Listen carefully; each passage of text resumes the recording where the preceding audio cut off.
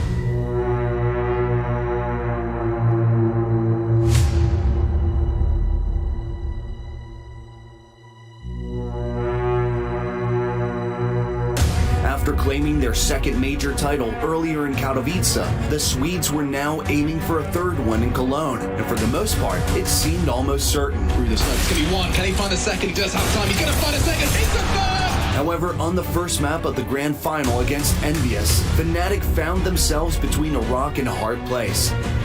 Time was running out, but in their time of need, Grim stood up to the challenge and opened his team a path to victory. You saw MBK, he's going full on. He's just ready to pounce on through, and why would they slow down? There's the flash, that's going to catch Crims out. They're going to push on through. MBK gets one, but Crims with a spray down. He gets to top the triple, and Fnatic are not done yet. Can you believe it?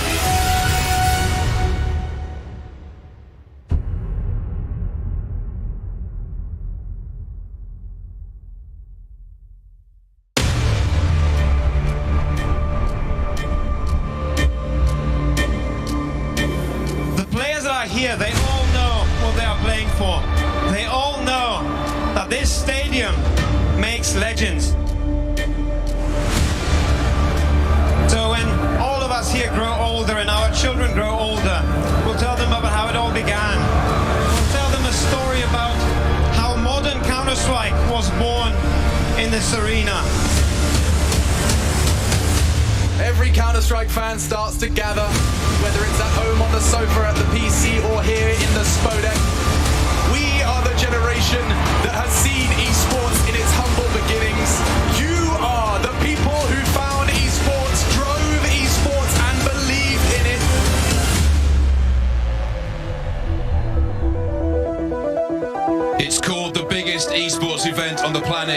for a reason.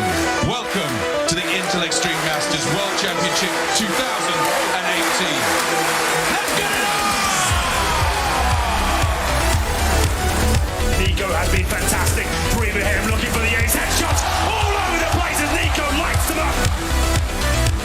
Skadoodle, your turn. And he's already got the first. He goes. Oh, hits Nico in the smoke as well. He doesn't know it when he goes back down. He's got. Oh no! My God, how fast is that? And he's turned to stand up. Now this way has to come in. Nico gets two. Back and forth we go. This is the way to play this. Him solo and then sneaking out. FaZe finally closed the game. What a match! Oh man, Katowice, this place gives me the field. Let's get it on. It's NIB taking on Team Liquid. Instantly Math responds in kind. That's 3 for him. Team Liquid really heating up here. Nath again, he's stepped up so many times for Team Liquid and he's done it all. That's a good answer from Dennis though. He is starting to come alive. Oh, the third is wrong for Dennis.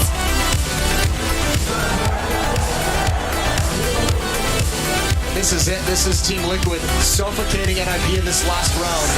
There it is. 16-9, Team Liquid. They're going to make their way to the semifinals of IEM Katowice. We had people who were outside, minus 12 degrees. They were ready to get in here. It is now packed. It is sold out wherever you might be in the world. Today is going to be something special.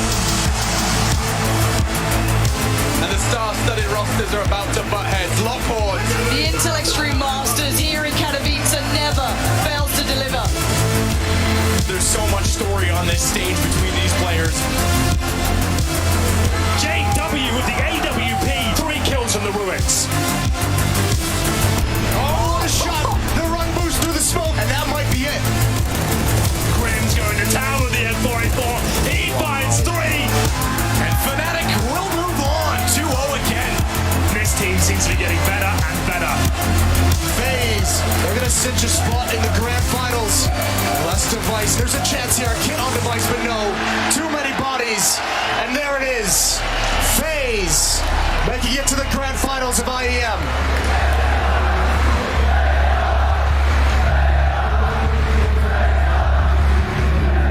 In the next 2, 3, 4 hours, however long it takes, somebody will take the long walk down this stage. They will come down here with their teammates.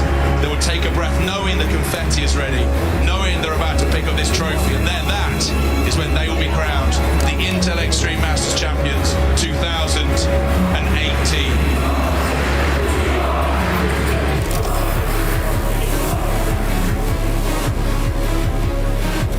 Down and Guardian's gonna go searching with the AWP, wants to pick truck volley, and JW comes out just as he looks away, but look what Nico's done. He's gotten Crims and Flusha, and it's now down to a one-on-one. He knew where JW was.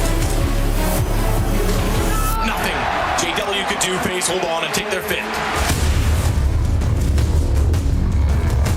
Good flashbang. Could get a couple more out of this one. And Fnatic are starting to crumble. What's going on? This could be one of the best rounds of the entire tournament so far. Guardian knows exactly where to look. Oh! He's got all 5. There he is.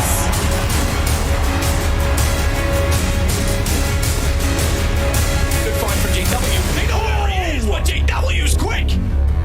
His 3rd in the round. It's Op versus Op, and Guardian's tapped. It doesn't matter. JW's earned it, and in incredible fashion. Russia has sneaked in, but of course the bomb's so far away.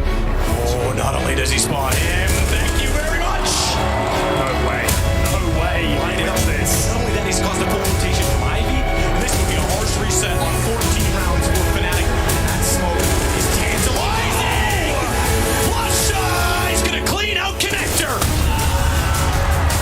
That is one of the most impressive clutches you will ever see.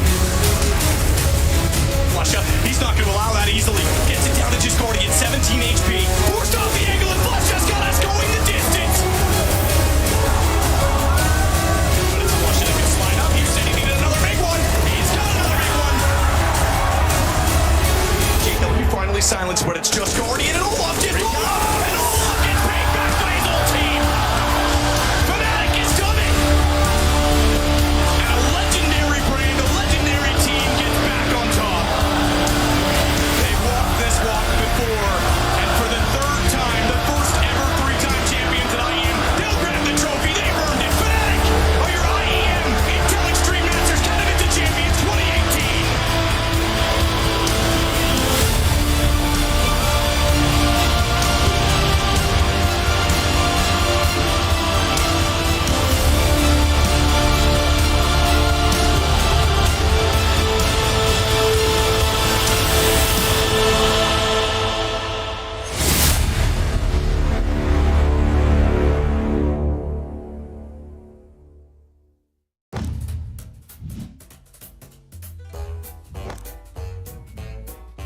Eu vou achar todo mundo. What are you watching, Harry? Isso, tô sem som, mano. Eu não consigo. Achei um. Achei o cara só de PC, viado. Alguém tá de cadeira, será?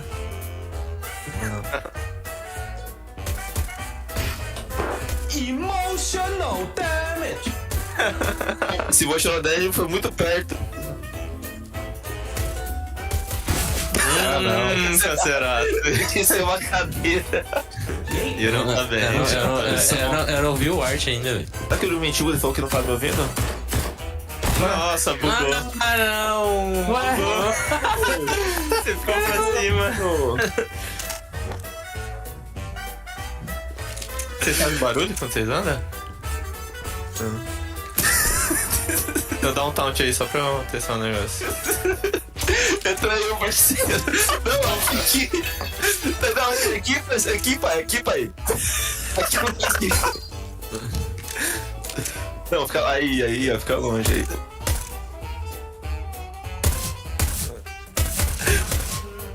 Ô, mano, me achou, velho. Ah, não, mano. Ele tá atirando em tudo, velho. Ele come em tudo, pô. Tá trolando.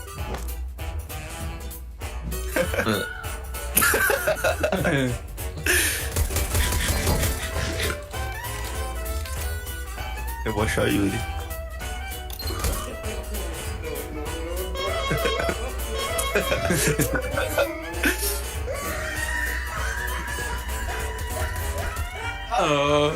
Você tá tudo aí, meu parceiro? Quanto tempo tem? Ah, ele perde HP, pô.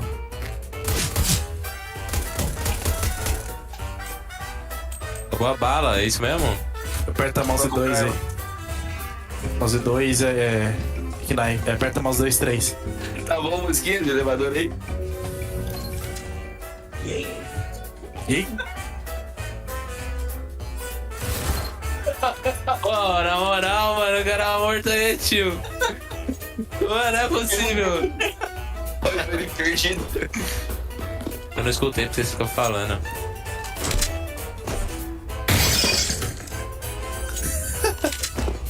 Tá perto, hein, Yuri?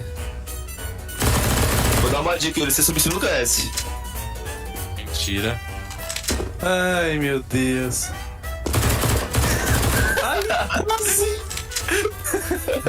Você tá em cima dele. Ah, não, você tinha um segundo! Tinha um segundo! Muito bobo, cara. Tinha um segundo! Não, muito bom, Cara mano. bobo. Caralho, velho.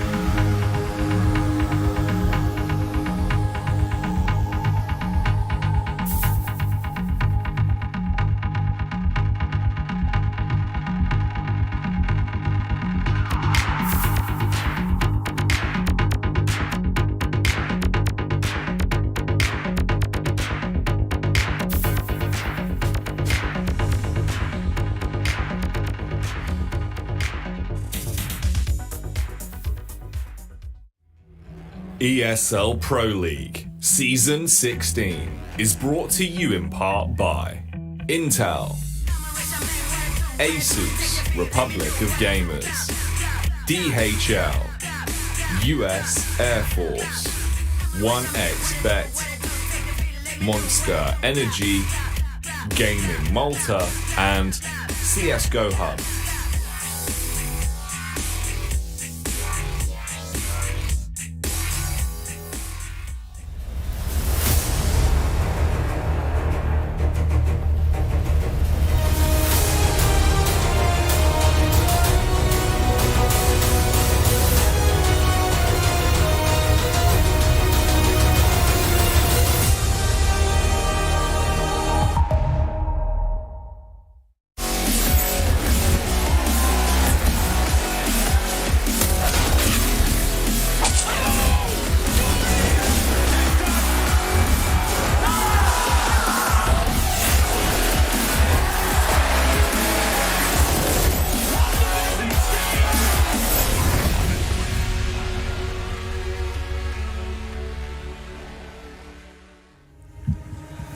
It's Friday, everybody, and you know what that means? Fun. It's mandatory, and you're about to have it. I'm here to tell you all about the ESL Pro League in its 16th season alongside of Group D and alongside of my compatriots here in both Yanko and Kassad. Kassad, how's it hanging, bud? Not bad. I've seen better days, but they'll survive. Yeah, I think you're right. There's a whole lot of scenarios to think about here, Yanko, but to be truthful, it's still pretty wide open, isn't it? Yeah, absolutely. You know, coming into day 3, there's a lot of ifs and cans and whatnot. Basically, the teams that have lost their games, if they lose today, you know, they have to win to stay in contention. Yeah, and that pretty much makes it short, sweet, and to the point. For us, we look at Cloud9 Movistar Riders first. We're looking then at Eternal Fire and Evil Geniuses in a battle of what exactly? Battle of the... Not the one that you're thinking of, but the battle of the 4th place, 5th place. There we go. Yeah, like the battle of the bottom of the group at this point, you know. I don't know what he was thinking that I was thinking. I don't know either. I know exactly what you guys have some sort of weird thing going on there, so yeah. Yeah, I don't know. What you were thinking. Kassad just keeps wearing all my clothes. It's really throwing me for a curveball. Liquid Furia, though, at the end of the day, that's pretty exciting, Yanko. Yeah, it feels like every Pro League group, they're in the same group, or I don't know, it feels like they just meet each other all the time. And to be honest, you know, Furia is getting the job done so far, Liquid as well, but I expected more out of Liquid. And I saw somewhere, you know, Yakinder giving a statement saying like our team play and individual level is not up to the level we had, you know, before the player break, which is also a little bit strange considering they also had, you know, competitive games at Blast before Pro League, and then a 3-week, 4-week span in between to just practice and add new things and so on. So hopefully they get it together soon because, you know, playoffs are coming and the RMR right after. Obviously, you're thinking about the first game, right? Not the second one yesterday against EG, right? Yeah, that was so close, but it's like EG. Yeah. That's what I'm saying. They played just enough to win. Like, I don't expect anything crazy from them. We can see the results right here. Cloud9 taking our business in the first game against Eternal Fire. Then we saw yesterday Furia literally dismantling the Movistar Riders, especially in that first map. It was like 15-0 first half and 16-3, and then they just did the routine job and closed out that game. And at the end, we saw Liquid beating relatively easy, slow EG. You know, they were super slow. Must be that, you know, EG money, like making their wallets tick and slowing them down. You know, they need to leave the CIS in-game leader. Yeah, they need to leave those wallets in the hotel room. Maybe, you know, it will speed them up a little bit. So you're saying that the wallet is weighing their speed down? Okay, yeah, just a little interesting. Bit slow there. What an interesting concept. It's like having a dump truck. I wish I had that problem. Right? Like, I'm pretty sure. You did in face. Yeah. Well, look, check the only problems we got here, guys. Or 0220 problems. And again, you said it so eloquently and so easily put. Just a quick synopsis here. Yanko, is it as clear-cut as it looks? If you win today, you're in a good spot.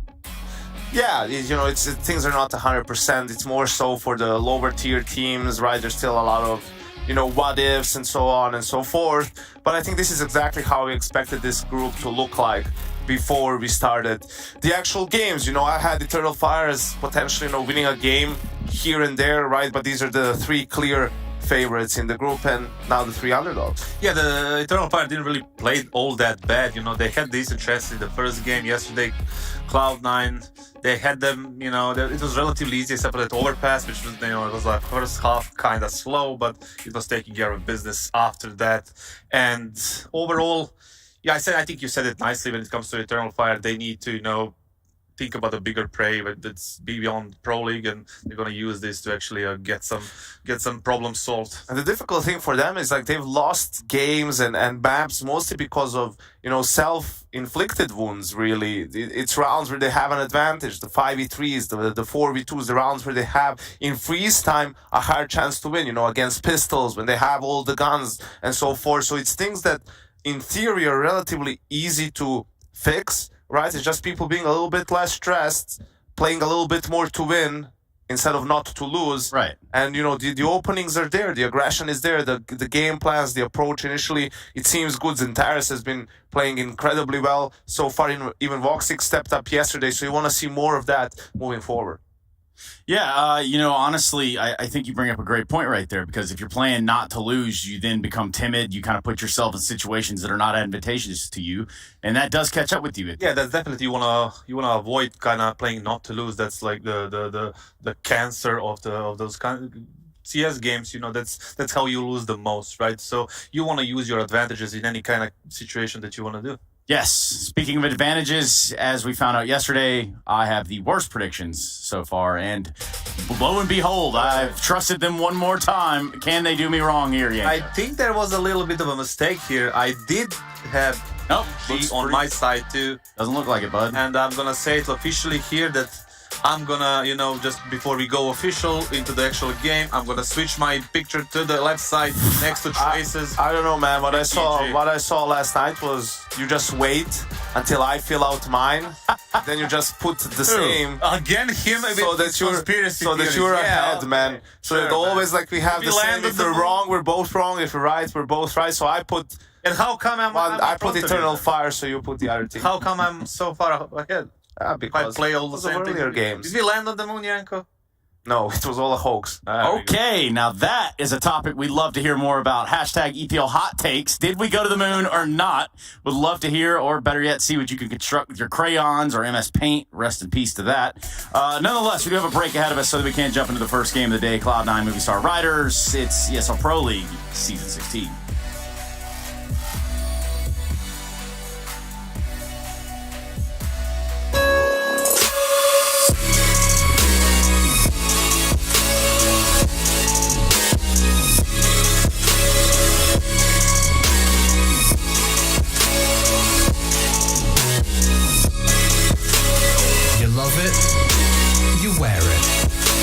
What's your style? Get your merch at shop.eslgaming.com.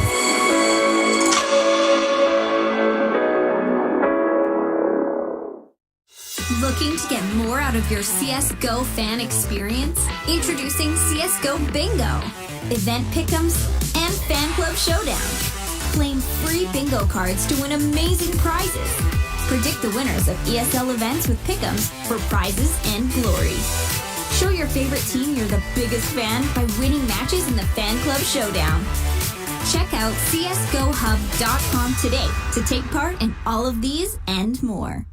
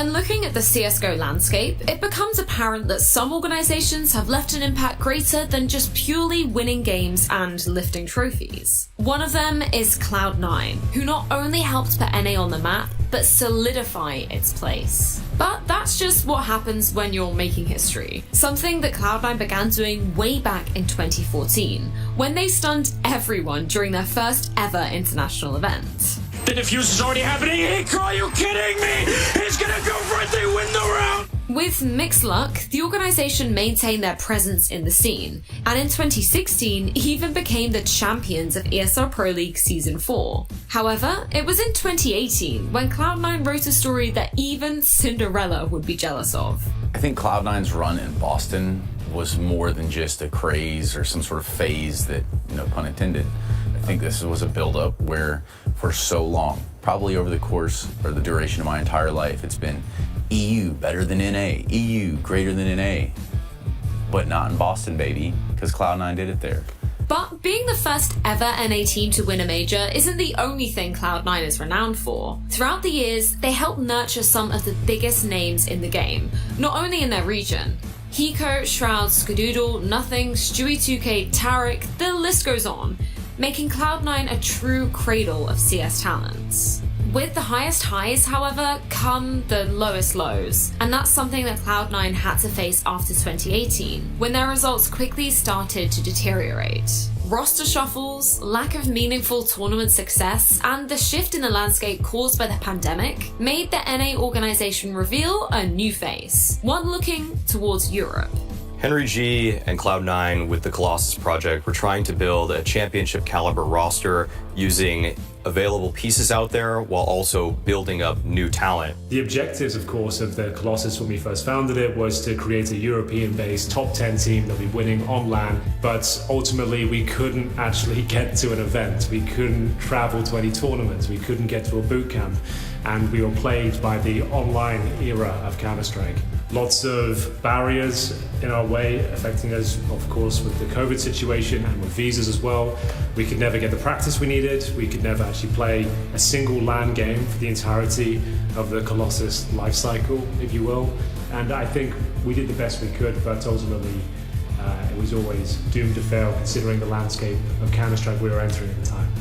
In time, Cloud9 had to face the bitter reality, and despite their best efforts and earlier hopes of staying on the CSGO scene, in March 2021, they announced their departure from the game. The doors were not locked though, as only 1 year later, the Phoenix rose from the ashes, taking on an entirely new perspective. When we just realized that Cloud9 gonna sign us, it was a big surprise, first of all, but from the other side, it's a bit pressure, because it's Cloud9, you know. They're believing to you and you need to play well. You need to step up for sure, and we need to play like we did last year online. So but the first thing in my head right now is to show the best game. In Dallas, it became clear that Cloud9 is more than just a team. Cloud9 is a spirit that unites its fans. Fans that full-heartedly embrace the return of a name known across NA. And Cloud9 with its new roster repaid them in kind, simultaneously forging a new bond. When we were playing at EM Dallas, it was one of the best feelings in my career. I didn't have such big support from fans. I'm excited to play on the stage in Europe, and I want to see how many fans we have here. Right now, the identity of Cloud9 is that of a Russian team. However, and many fans have followed the organization to be their fans despite the fact that there's a national identity difference. In my opinion, Cloud9 was one of the greatest organizations in the world, and for me to play for Cloud9, it's an honor.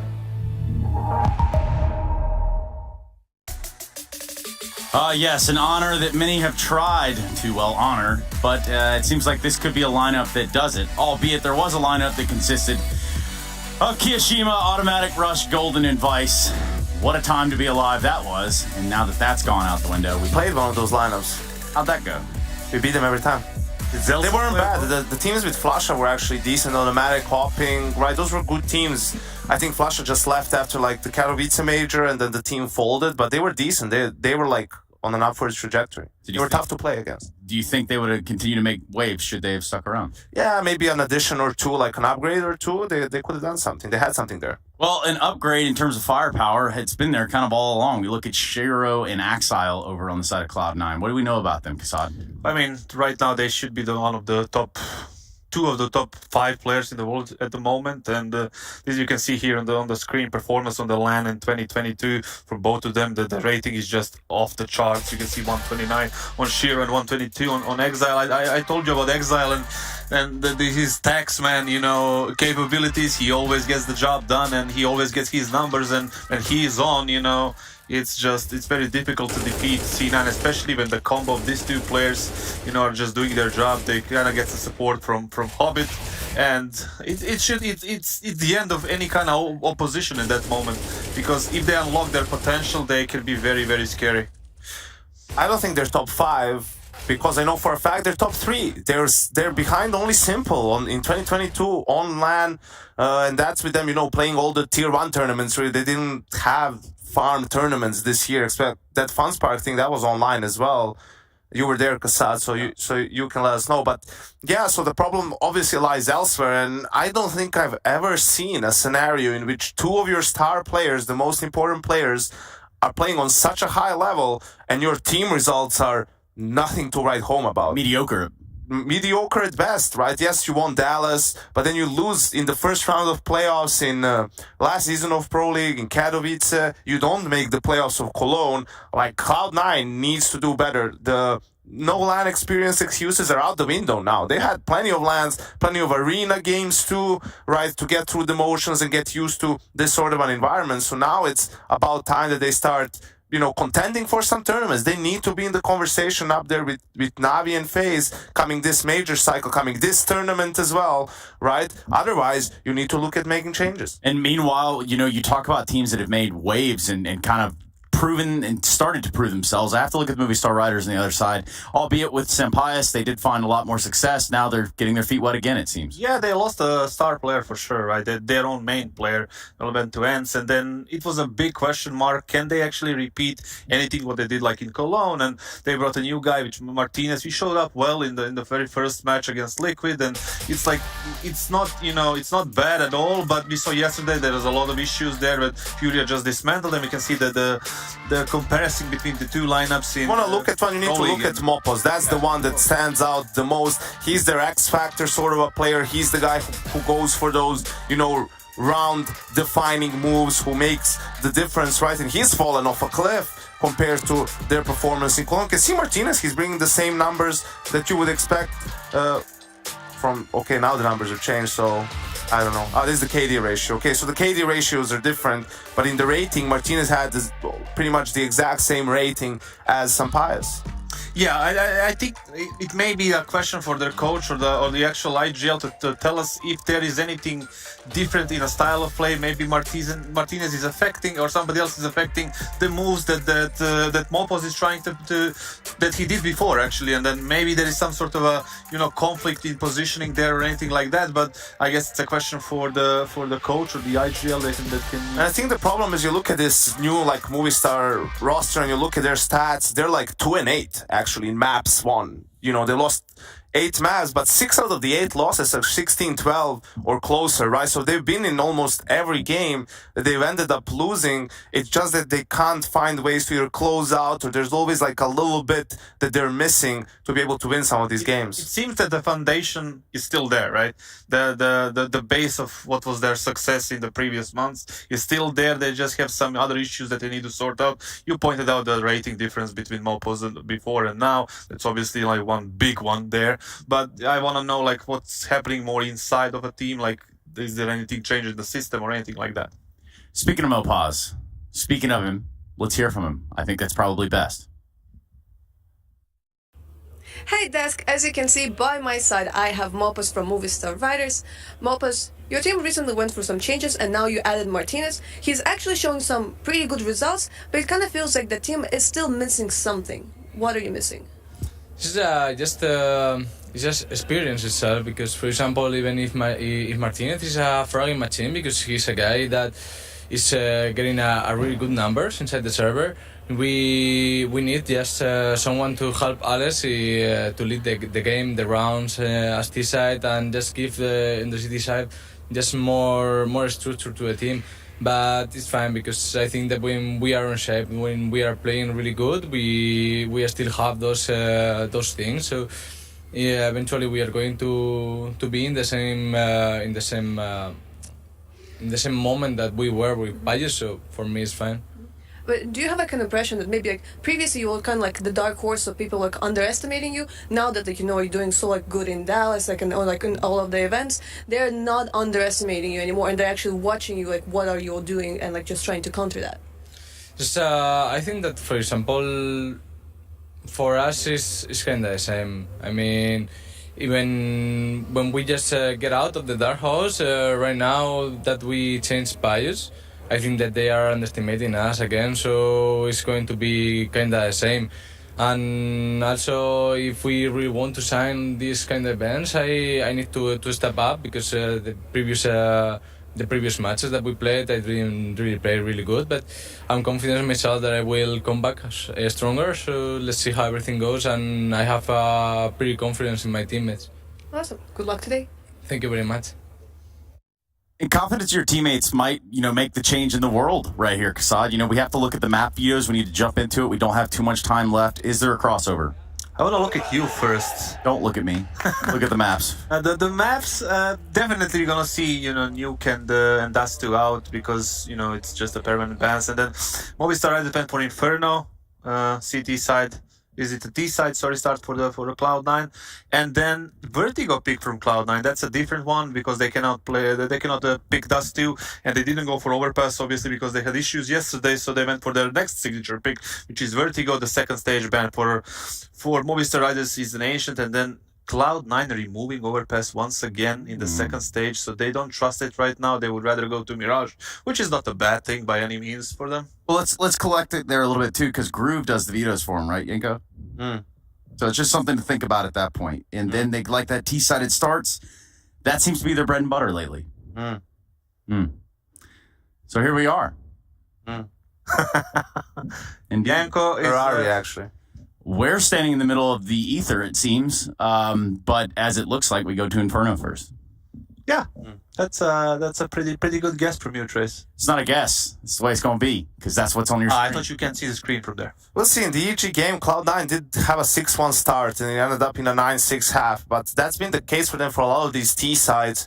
Most of the rounds that they won were at the beginning of the halves. So I want to see them actually have a bad start to their T side and see if they have what it takes in the tank really to still have a solid number of rounds, right? It's not difficult to win 6 rounds on T side when you're up 4-1 and the opponents don't have like great economy. But if you're down 4-0, 5-0, right? How many rounds can you get on that T side? I want to see them doing this against, again against FaZe and Navis and G2s. And... Okay, never satisfied, is he? Never will Kassad be satisfied, even if he could hear out of both. Make a new all-star team out of the best players in the world and see them play against that team. And still not good enough. Thank you very much, Kassad and Yanko. Let's go ahead and get ready to get into the game. I want to know about how much you think this one's got on the line, and by that I'm talking about Harry, not Harry. I'm talking about Henry even, not to be confused with Harry and Chad Spunk Virtual.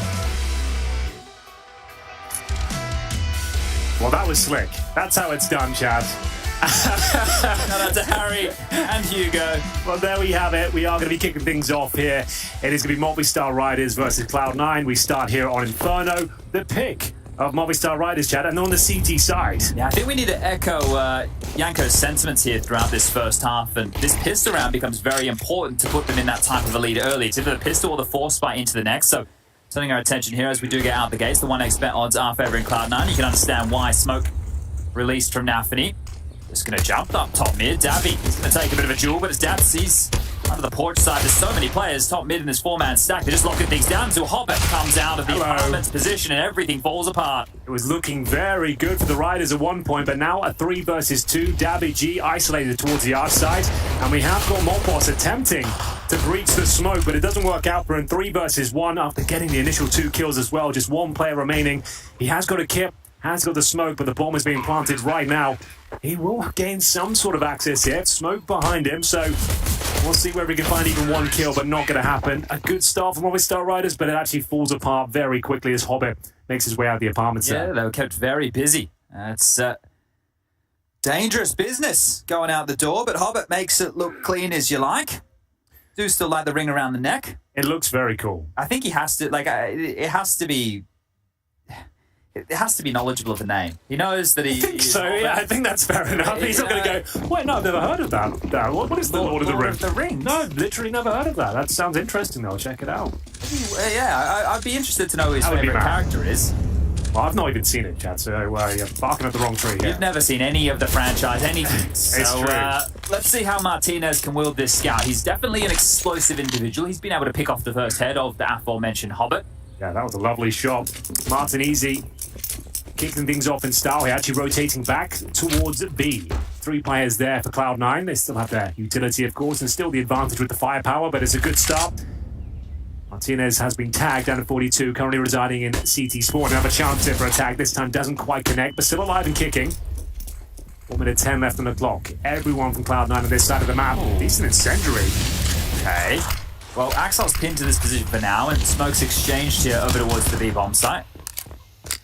We'll stall out the crawl for now. Alex peering forward to see if there's a boost coming through, but that's not the case. Now, they know that the scout had a shot over towards A and then back towards B, but this is the question. This is where Nafany has to make a hard decision. Aiming top mid presence here, but it all seems to be a bit of a ruse. The divider smoke towards long. You can see that placed ahead of Library. Forces the scout of Martinez either to go in towards the site or back towards CT. I think maybe a bit of a banana split here, Chad. Extra creamy, perhaps. We'll see. Trying to show presence towards A. Shiro behind with the AK-47. 25 seconds left, Henry. It's a bit rough. Smoked off. This is all about the CT spawn access. If they can come behind them here towards Ruins, it should be absolutely fine. This is a very key interaction now. Alex with the Desert Eagle has been spotted, I believe. But what a shot that is. Breaks the back of Nafany. And now this is looking very good for the Movistar Riders. 7 seconds remaining. They can plant. A few more twists and turns, yeah. Inters will be left in a very tricky situation. 3-on-1, but has every chance to win it. With the Galil in hand as well, to seem to find an opening frag. That's not bad. The low HP Martinez is removed. Davi G taken down as well. 1 more to go. Inters, have you got it in you? Up against the Mac 10.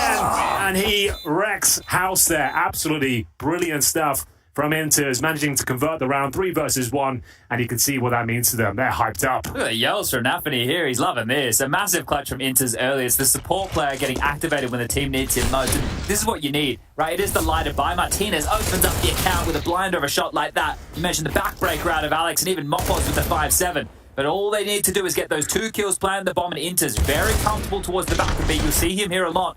Just start mopping things up. Nafany loves it. Doesn't believe it. Well, the thing is, he had to be active there, right? He couldn't rest on his laurels, sit on emo. He had to be fighting for control in that 3 versus 1, and that's exactly what he did.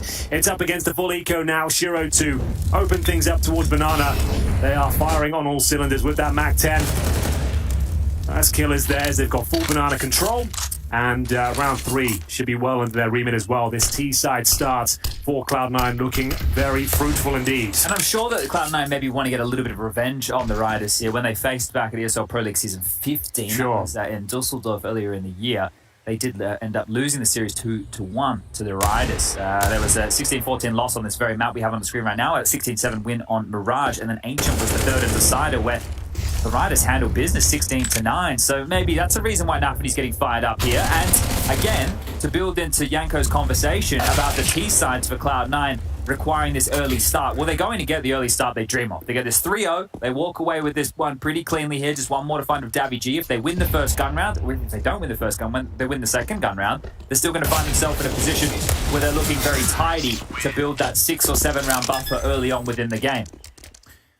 Well, there we have it. 3-0 for Cloud9, and a couple of residual lesser weapons. We've got a Mac 10 and a Galil, but Shiro will bring out the AWP. He got a lot of money farmed in the previous round with multiple Mac 10 kills worth $600 apiece. Having a look at the buy from Movistar Riders as well. Martinez does have the AWP. He is the danger man to look out for. CT side of Inferno does offer itself up to many different options at the start of the round, but for now, looks like he'll be trotting towards middle. Not checking out T-steps, is looking towards any players crossing.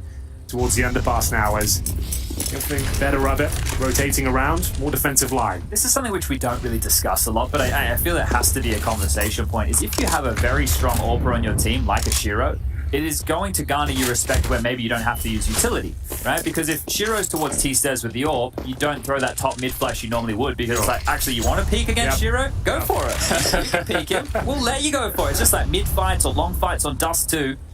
Hobbit here lurking towards the apartments, does spot. What a shot! That's filthy, isn't it? Absolutely disgusting to kick off the round as Depths is removed very early on. Now, they have done considerable damage towards Axel at least, so not all is lost, but they need to be a bit more active here. That's exactly what they're doing, pushing down towards the bottom of Banana. Anthony will be under scrutiny here. Mopos gets himself in towards the logs. There's a nice angle. Gets the Mac 10 as well. You fancy his chances. As they come back, though, it starts to get a little bit more worrisome, right? If they flash and peek, then he might have to relinquish control. Not expecting it at all. Mopos and Alex light up the scoreboard. Shiro does trade one back. They got 3 kills out of that. Yeah, apparently so. The flashbang didn't come in time. It was a dry peek, and they get mowed down there. 3-on-2, 35 seconds remaining, and they are completely separated at this point. Axel's towards the apartments as Shiro. He'll be waiting for a big, great shot. Takes a tag, but takes Martinez down towards CT spawn. Causes the rotation, but Axel, can he get the kill here towards the library? He can let him leave. He can let him leave. The site's open. Come back. Bring the bomb. I'm going to fortify the site right now. Davy realizing that maybe it's not going to be that big finish just yet. And the red carpet. The timing, Counter-Strike timing, the cruelest of mistresses. It has to be a save. Oh, they've taken the bait. Hook, line, and sinker. Can't be B. Definitely can't be B, that's for sure. Alex is just realizing that now, but they do have a kit, but it's the lack of utility. They won't have the confirmed information that both these players are low. Time is ticking away, and with the AWP set up in the pit as well, you don't fancy their chances, but certainly not impossible. Alex, he comes from a laboured jog from the B bomb site, and this is the key moment here.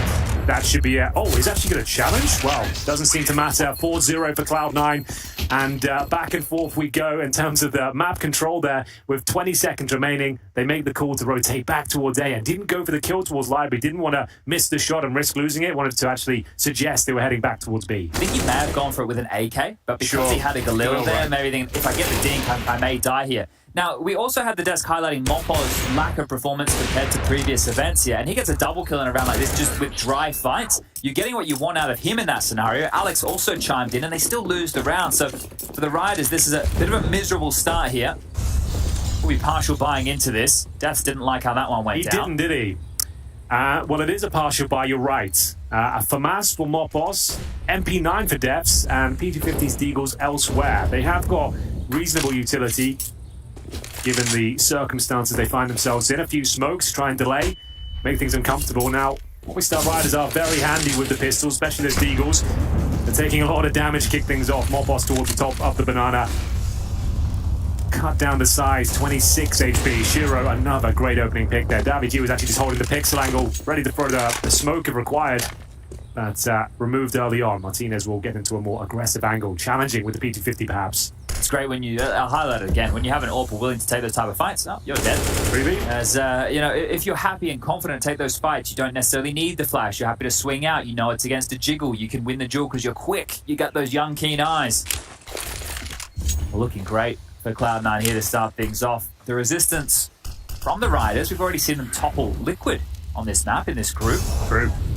See if they can bring anything here. Next round will be the true conversation point. Alex is just primed and waiting now. It's just him. It's him all on his lonesome here. Yeah, if he even gets one kill, that would be impressive. He's going to have to try and deny the plant if possible. Very difficult with just the Desert Eagle there, but it's hit at least one shot, but might be better off just saving the armor and Deagle at this stage. His teammates have definitely gone with that approach. They're still towards the A-bomb side. Hobbit at T-steps, just to note as well for anyone rotating and causing a bit of a nuisance. Alex might be in a good position to get this frag though, but Axel, he has other ideas, and there we have it, Chad. This is a fantastic start on your opponent's map pick. You've got a 5-0 on the T side of Inferno. Doesn't get much better than that. I really like watching Cloud9 play. Now, when it gets into the tougher matches, and there was a harsher critique from the desk as well about they should be contending, considering the fact they have Shiro and the likes of Axel, and they've had plenty of LAN experience now, and they have the support of a prolific organization, right? Everything they need and more at this juncture. I'm with Yanko. I think that the time to see this team starting to achieve, and whether or not we're talking about actually lifting that major trophy, but going for a semi-final run, pushing the best in the world, right? Showing that you're a contender. This team has the blueprint. They did the hard graft. They came up through the youngster tag. They have the fundamental understanding of Counter-Strike. They have the players who can get it done in the server. What's missing, right? What is missing at this point? And I think now this ramp up into Rio, not far away at this juncture, needs to be it for this Cloud9 team to show what they've got. Well, let's see if they can continue this perfect run in the first half.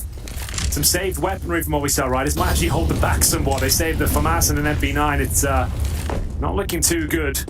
Save some cash, however, but good flashbangs towards Banana to kick things off. Alex and Co not feeling too comfortable with that prospect and will be falling back towards the safety of the bomb site.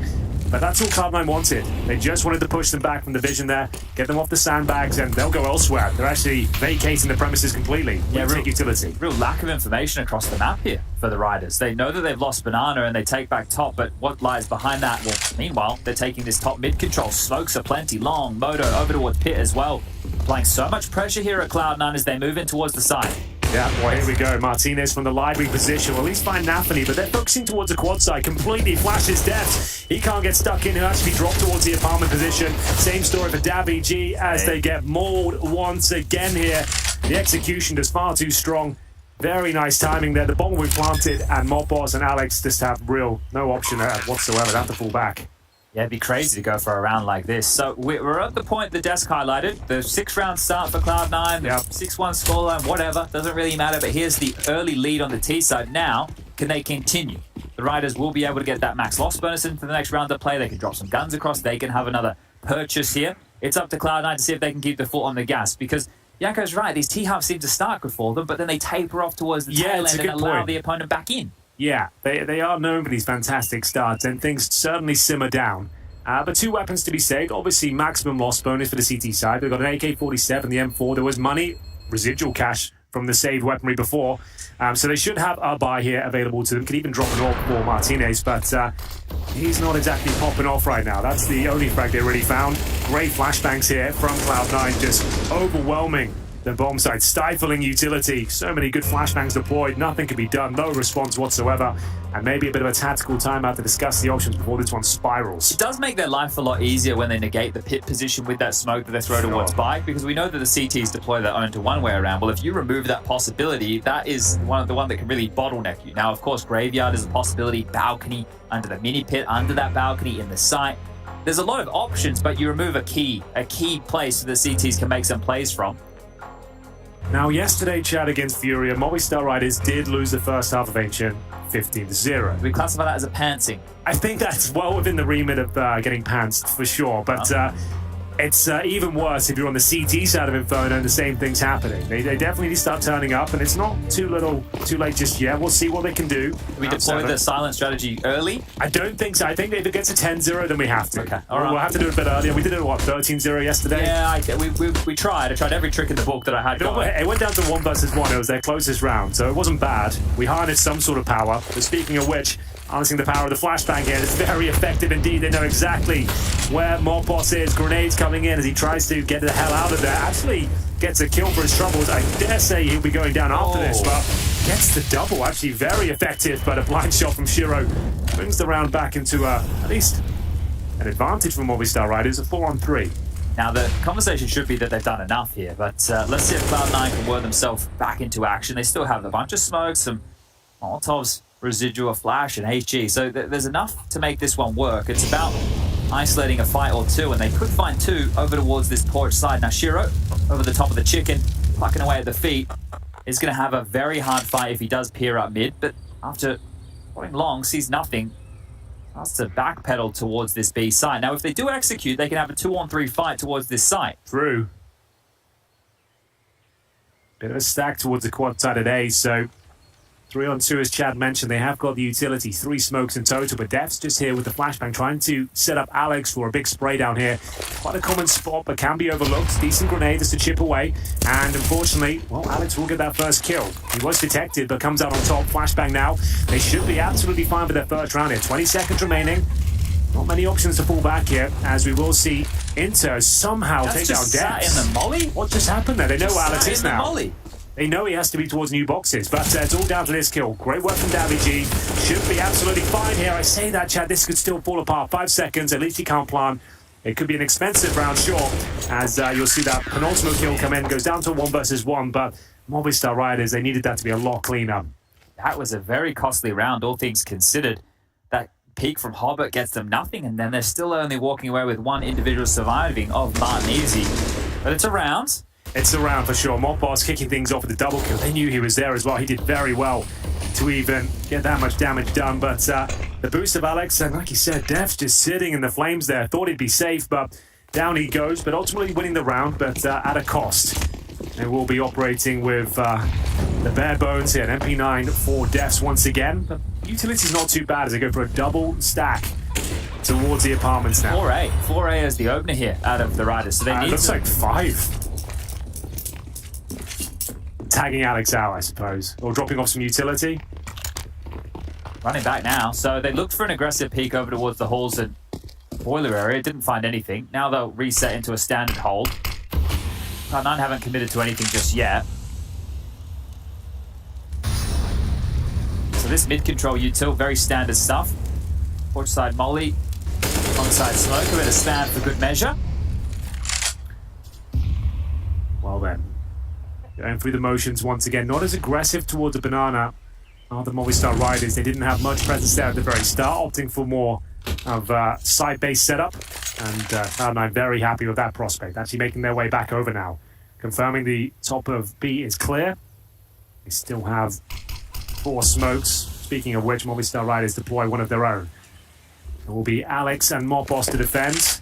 They actually don't have anything left apart from 1 flashbang to hold this off. It's going to be rough. Martinez is the long player, so if he gets the call to rotate over, he can at least try and help with some late flashes, but late might be the name of the game here. He is rotating over. It's all going to come down to the timing. I think Cloud9 might be ahead of this. They're breaching through. The flashes for Martinez are going to be way too late here. In the open is Alex and Mopos, and they're stalling them out. A double from Mopos again. Eventually traded. Alex dies towards the back of the side, but Mopos still resides at the third for him. These X-Factor players, we're finally seeing him come in. Yeah, and I think they've done enough here, Chad, with 7 seconds remaining. That should be it. Martinez is rotated in towards the coffins. They can no longer plant the bomb, so this is all about causing extra financial damage if possible. Inters hiding in towards the well position, but there it is, 2 rounds in a row. Movistar Riders hold on. Great little crossfire there between the pillar and that first Orange's box. You can see how difficult it was to manage both players peeking at the same time. Don't understand how they're getting so much out of this with only 2 players on the side defending with no util between the 2 of them, and they're completely stalling this out. It's the type of round that Cloud9 should be able to waltz in with a unit, use the utility for their favor, and find those kills. So starting to be true to form, Cloud9. A great start, and now what could be a very slow finish here on this T half. Can't let it happen again, surely. Because I think we have to quantify this game a little bit different. Sure, it's looking at who's going to come out on top of the map, but Cloud9 are the heavy favorites in this one, and it is to see if they can buck the trend of some of their woes, because you're not going to get away with early starts against everybody. That's not how these T-halves are always going to pan out. And then, if that's the case, what happens? Are they not able to post when the other team has full guns, all the goodies? Well, time will tell. They have 1 more full buy available to them. If they lose this one, they're probably down to the partial at the very least. So 5 AK-47s here, no AWP for Shiro. Not a big deal on the likes of Inferno, but that is a big deal for Martinez on the CT side. They definitely need him to start posting some big numbers. Currently sits on 3 kills as we see a bombardment of utility down towards the bottom of middle here. They actually come off worse for it though. Davy G getting sprayed down through the smoke. See himself here at 16 points of health. Quite a clear game plan for the Riders time and time again. They're happy to kind of give up B early. They're only playing 1 defender. They're not expecting an early execute. Then they fortify mid or boiler or halls. And then I guess there's a timer on this. And they go, oh, we've seen enough. We'll drop a player back. Now we're worried about that B site. Again, when's that timer going to come in? This long smoke will land. Alex has a decision. We'll play ahead of it. Help his teammates out. And again, that's the flames. Not again, dude. You can't be button mollied multiple times, but you just jump into Inters, who's been having a great game. Alex goes down as well. They traded 1 back in the interim, but is it enough here as they hightail it towards the side? The pressure is on in the mid to B gap has been found. It's Mopos. Can he get a multi-kill again? Well, there's the first. Great work, but a chaotic situation for sure. He actually had to vacate the B bomb side now, looking to retake it. Giro's in CT spawn. But what are they doing here? They know that Mopos is the only B defender, right? Because Alex is dead. So Axel's on his own here with the bomb. If he goes down, Mopos can now just slow this and, running straight. What is going on? It's a bit of a confusing situation here. Shiro might be in full control, though. That's the kill that might guarantee the round. Takes 99 damage en route, though. As we'll see Davigi coming through the library. He's incredibly low himself and might not even fancy this one. As he starts to go towards top of middle. I guess he needs a kill. Yeah. It looked very heroic-esque with that type of a play. Everybody on their own across the map looking for a duel. It was dicey to say the very least there, but a crucial frag from Shiro towards the ruins secures the round for them. You can see Davigi not even considering this one, saving the AK-47. Could be a difficult round following this one up, so holding onto an AK is definitely going to be advisable. How's this, Henry? Deaths is having a rough go. I think 0-7, sure. But Nafni's also 0-7. I didn't notice that. You wouldn't think so with how fired up he was in the early stages, but they're 7-2 up. I guess it's absolutely fine. Can we just talk about that Molotov towards quad as well? How crazy that was. It was burning players underneath the porch and on that boost position as well. Like, that was perfectly placed. They were getting roasted here, Chad. They took so much damage. They had no choice but just jumping towards the baller into his inevitable death. Yeah, when you're playing that aggressive type of mid-serve here, but if I had deaths, I'd probably be doing a little more than warm up those hands. It's a rough game so far for him. Really not getting started. He's been melted down in more occasions than he's been able to get activated. And Nafni's still getting fired up. And yeah, we've seen this reaction from poor Deaths. He's questioning life at this point. Well, looks like we've got a timeout once again, used by Cloud9 this time. It's their first one, as they'll be up against, as mentioned, a difficult situation for Movistar Riders. Looks like they'll be partially investing into this one after saving the AK, so their woes continue here. Could actually end up losing the half in round number 10. That is not ideal. Money quite low on the Cloud9 side as well, so if you can somehow steal this one away, that would be fantastic. It's certainly possible. Davigi would have to go above and beyond. He's got a defuse kit, the AK, or basic utility, but can't really justify much more than Deagle and light Kevlar. All right, well, this is a great opportunity for Cloud9 to win out the half here. Absolutely. Do they want to change things up? They've been presenting a pretty default game with nice reactions when they gather information, but time will tell. We see another stack set up on the CT side. Davigi knows he has to be active here. Needs to find an opening pick if possible, recover a rifle for a teammate. Holding towards Baller for now, which has been under a lot of scrutiny, but Nafni will take a little towards top and middle. Now, Mopos has been able to slink his way quite aggressively down Banana. That grenade may be telling that there was some space taken. Now, he has relinquished that control. Did have the perfect weapon for the job of the 5-7, but is playing the number game now. You see that Molotov off the skybox to clear out the close room closet. So fortunate he did reposition. Smoke's no good, though, for the CT side. They're well in front of it, so Mopos in a lot of trouble here. Only got that 5-7, no armor. Squishy as you like. He would do well to even cause any damage with that setup. No longer has utility as well, but the T side more than happy with the information they've gathered so far. They've confirmed that Banana is clear for now, and just exploring the options towards middle. So a Molotov in, that lands in the boiler room. That is an absolute nightmare for Davigi. Did well to do so much damage, but ultimately they lose the AK-47. I'm sorry, but some of the incendiaries that have been thrown, Molotovs, sorry, mind my French, is Cloud9 have been throwing here absurd. No one checks the trash, do they? No one ever wants to check it. And another death for poor Nafni. I guess he'll take the rounds. That's the in-game leader's scoreboard. Shiro will trade this one out. Time becoming a problem again, gentlemen. 20 seconds remaining. 2 players on the A-bomb set as well. Could get dicey. Defs with armor as well as they leak out of the apartments here. Gets himself a rifle. This is actually starting to fall apart. Hello, enters. Will pull things back in towards their favor. Alex, if he gets one more, this could be problematic, but we have got one remaining CT player. It's Mopos and the Galil in hand, not quite enough. 8-2 as Cloud9 stick the landing.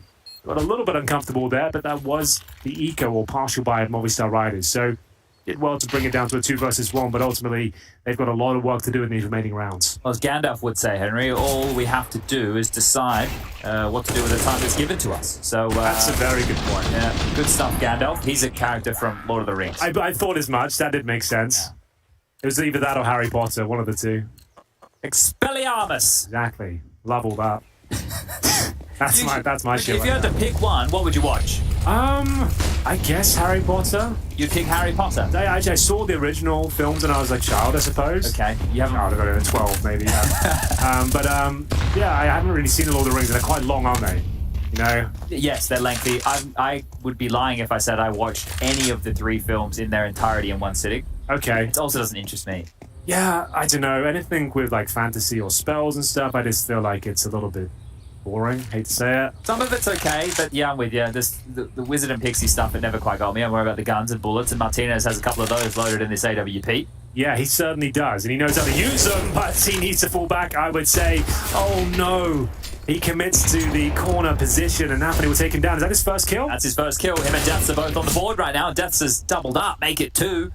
As the bomb should be planted towards... Oh, it's an early plant shot. Side. And you've got no one there. I guess you kind of have to go for it, though. I said that baited... Well, you can't really anymore. Now you know everyone's coming from CD4. Mopos is in towards ruins at least. That's a hell of a Molotov, making things very, very uncomfortable now. Mopos might just have to fall back with his teammates. It's not worth it. They won't be going for it. You'll just lose your M4 as we go 9-2 there. Martinez is not looking as hot as yesterday, Chad. Well, let's have a... Are they going to try the retake, or are they going to exit the site? Okay, cool. Just making sure. So now that the Valorante franchising has come through, okay, there may be an influx of Counter-Strike players back in certain regions. I know which region you mean. Europe we don't really need to worry about because we're flourishing here as far as Counter-Strike is concerned. But the North Americas, as well as Oceania, sure, are up for a conversation. I think for at least Asia, they're probably going to have a few more teams to invest in, which is great for them. They've been neglected in the Counter-Strike world, unfortunately. But I'm curious. It'd be a great time now to have North America and Oceania stimulated to the best of their ability to try and draw some of the names back to see if they're interested in competing in more of the open circuit that we have on offer here in the Counter-Strike landscape. I think that could happen. I think we saw a few players tweeting out after it happened, like they're exploring their options and probably considering both games. And yeah, I'm sure that will be revealed in the coming months. I think that's an interesting point for sure. Mopos was looking very fired up there for a moment. Blade is also seeming a little bit fiery. I know that there are fiery people, so it's hard for me to go, are they upset? Or are they just getting fired up? They're just passionate. Okay. You know? They're here to win, and so far that's not really happening. They are 0-2 in the group, but they've had some good performances. I don't think anyone's taking them lightly here. We know they're a skilled team. They can get close. They found double digits multiple times. But for now, won't be operating with the AWP. The buys are hamstrung. As we see a nice deep middle smoke here, we'll see what options it will give them here at the start, but taking quite a lot of damage here towards the top of Banana. That's Mopos and Alex trying to gain control if possible with the exchange of utility now.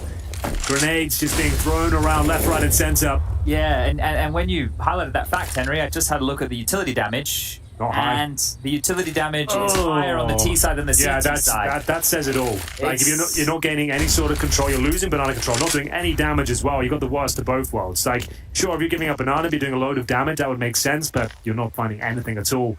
You're normally looking around, like, at the end of a half, like 1,000 damage for a CT side. They're like, what, barely knocking on the door of 100 right now. Nobody, nobody on the team is even close to 100. Collectively, 150 seems pretty bang on, whereas you have Ints on 200, 165 for Axel, 160 for Nafany. They've all been doing damage.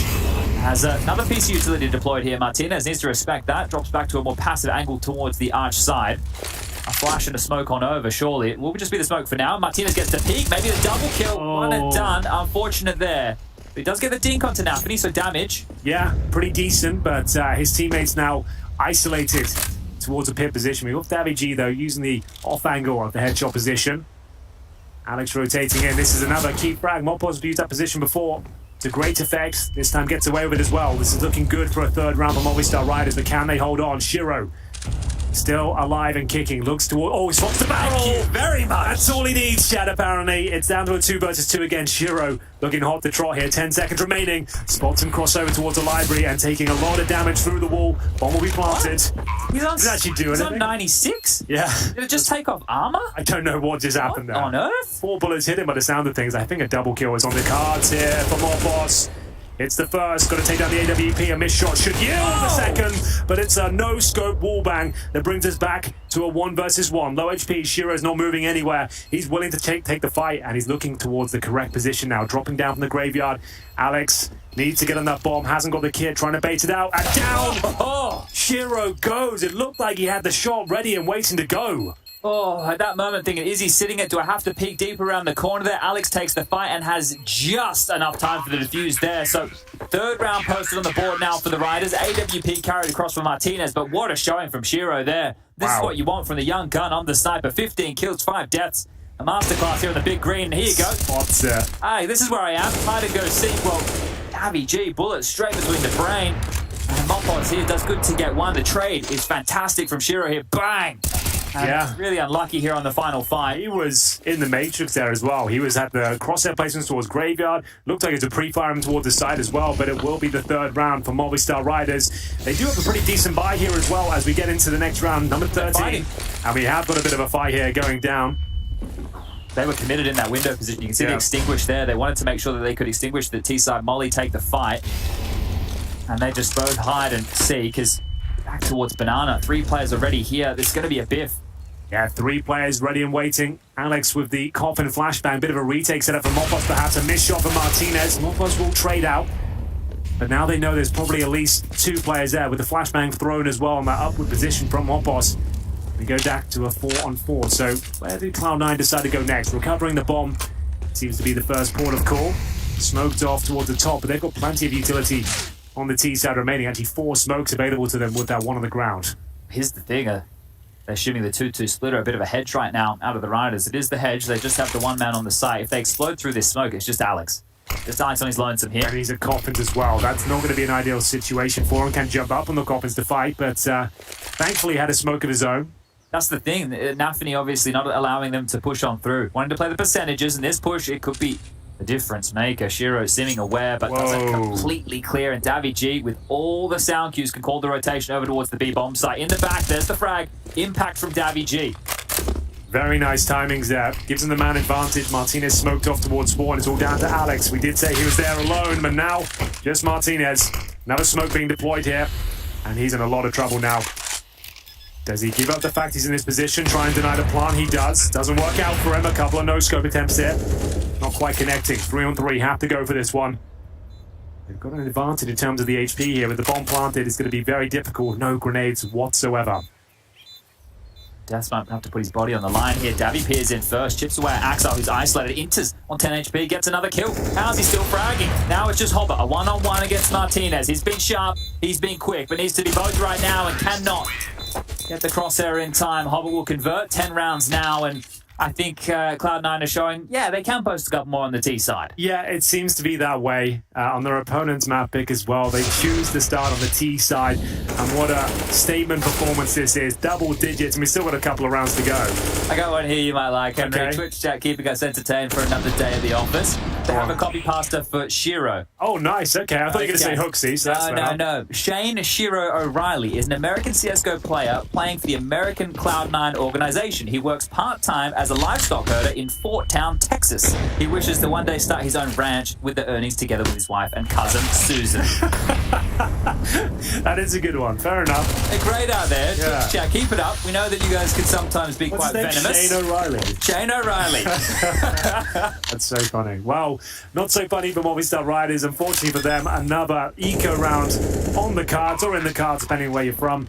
It's a 5-on-3 as they waltz in towards the B-bomb site here. It's going to be 11-3. Final round coming up, and they've got a max 7 to save, it looks of things. Maybe we could do a crossover with Doug. I would love to. Maybe we could mend with an olive branch. Doug, Olive branch, if you're listening, if you're still watching Counter, if we didn't scare you away, maybe you can teach us some poker. We can teach you some Counter-Strike. And we can merge our powers. Join forces. Yeah, I think that's a good idea. Always up for repairing broken bridges, got it? Like, we burn them down as much as we rebuild them. So it's just as fun. Yeah. But just deaths, not for long. It's looking grim out there for the Movistar Riders. Their CT campaign has not gone well. After losing the pistol and being down 6-0, they fought back valiantly, but only finding 3 rounds in total. Managing to string together 2 at one point in the mid stages, but that's about it. They will have a nice full buy though for round number 15, and Lord knows they need it. All for Martinez hasn't been the showstopper we were looking for. But lots of Counter-Strike left to be played in this best of 3, I suppose. It's not the greatest start here. Similar scenes to the Furia game yesterday on their own map pick, going down 15-0. That's an opening kill, so something to get excited about here. An 11-4, Zonic's Law. Is it a bit of a bore? Sonic's Law. The rotation is back over. It's going to be a biff towards mid and a lockdown. Oh, dear. I love her. Give us some more. Give us a little bit more. Nice position from Alex, though. Might be overlooked. Might go for a little bit of a swing here as well, considering his teammates taking the attention away towards that quad position. Deaths up above will be taken down by Hobbit in the end. So back and forth we go. It is the final round of the half. So looking very good for the Movistar Riders. Just Hobbit remaining, but we know he enjoys a 3 versus 1. Do they dare challenge him toward this pit position? Oh, they do. They definitely do. They fancy it. Oh, that's a big nade, though. And one back the other way. Grupa can isolate this fight. That's going to flush them out towards the mid. Now, the bomb is down in the mid corridor. 50 seconds on the clock, and the biggest issue right now is Mopos through this apartment position. If he swings out at any moment, Hobbit is dead. There should be no real world where Hobbit can win this one, but let's see what he can make of it. AWP from Davigi confirms it. 4 rounds on the board there, Chad. Certainly not ideal, but it's the first map of this best of 3. The pick of the Movistar Riders is not looking good whatsoever, but still, another half to go. Can they bring this one back from the dead? Time will tell. We'll take a break and be right back.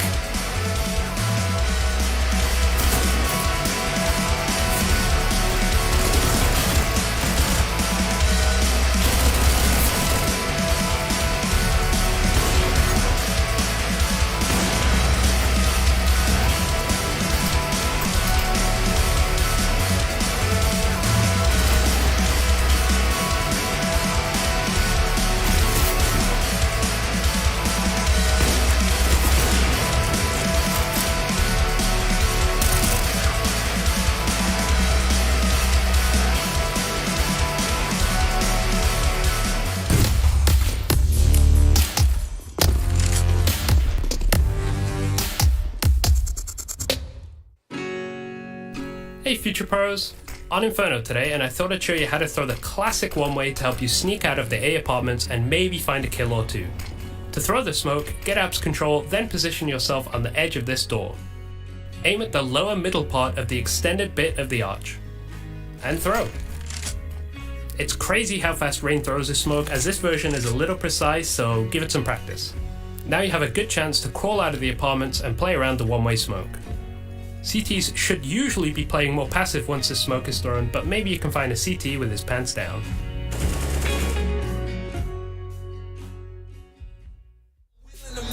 Cause I ain't about to have somebody here stealing my clout. I keep my friends close, enemies closer.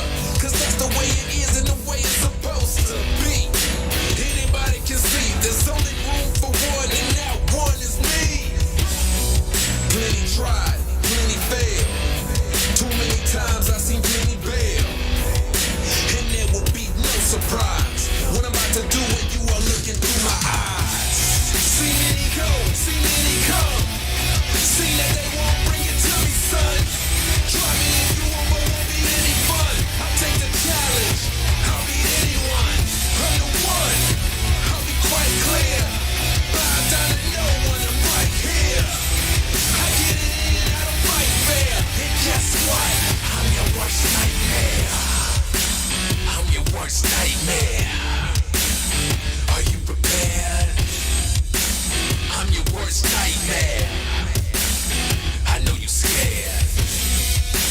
I'm your worst nightmare.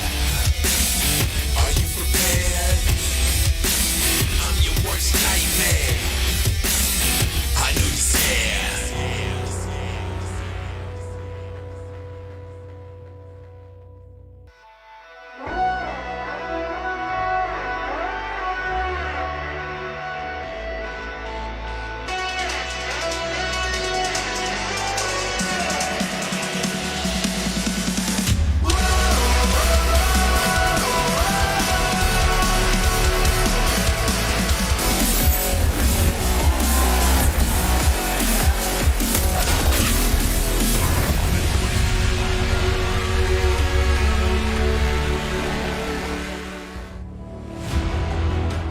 What's up, gamers? Welcome back to the Mediterranean shores of Malta. You join us for ESL Pro League Group D. We're on the hunt for the final 3 teams to join us in the playoffs next week. Cloud9 looking likely to be one of those teams that put their best foot forward here against Movistar Riders. It's the first map, it's the first half, but they've got 11 4-starters. They switch over to the CT side, Chad. You've got to say, it's looking great. Looking fantastic for Cloud9. Maybe running this one home with a quick 2-0. Vertigo up next. Mirage is the third and final, if we do need it. And Cloud9 on a collision course with the playoffs kicking off next week. A couple more wins and they'll be locked and loaded as we charge straight up the banana. Death. Yeah, he wants to get in first, and Shiro going to continue the good form in the first half. We'll get the opening kill. Hobbit run out of ammo, manages to survive, but Mopos, he's back in some form. 15 kills for him. Another multi. It's Inter's the hero. We've seen him in this position before. Well, I don't think we'll see him for much longer. He's going to be mowed down by the Glocks and USPs. That was pretty ugly from the dual Berettas, I have to say. The smokes, though, dissipating toward the coffins. 3 versus 1. They've done it, Chad. We always say, win the pistol, there's a chance. And they might have just done it. I don't think they're going to win the pistol, Henry. Watch this. Axel, a 1-on-3. Montpos on 6 points of health. Axel, he has been very quiet, but the CT side is where he does his best work. Guns out. Dual equipped. Twice the trouble.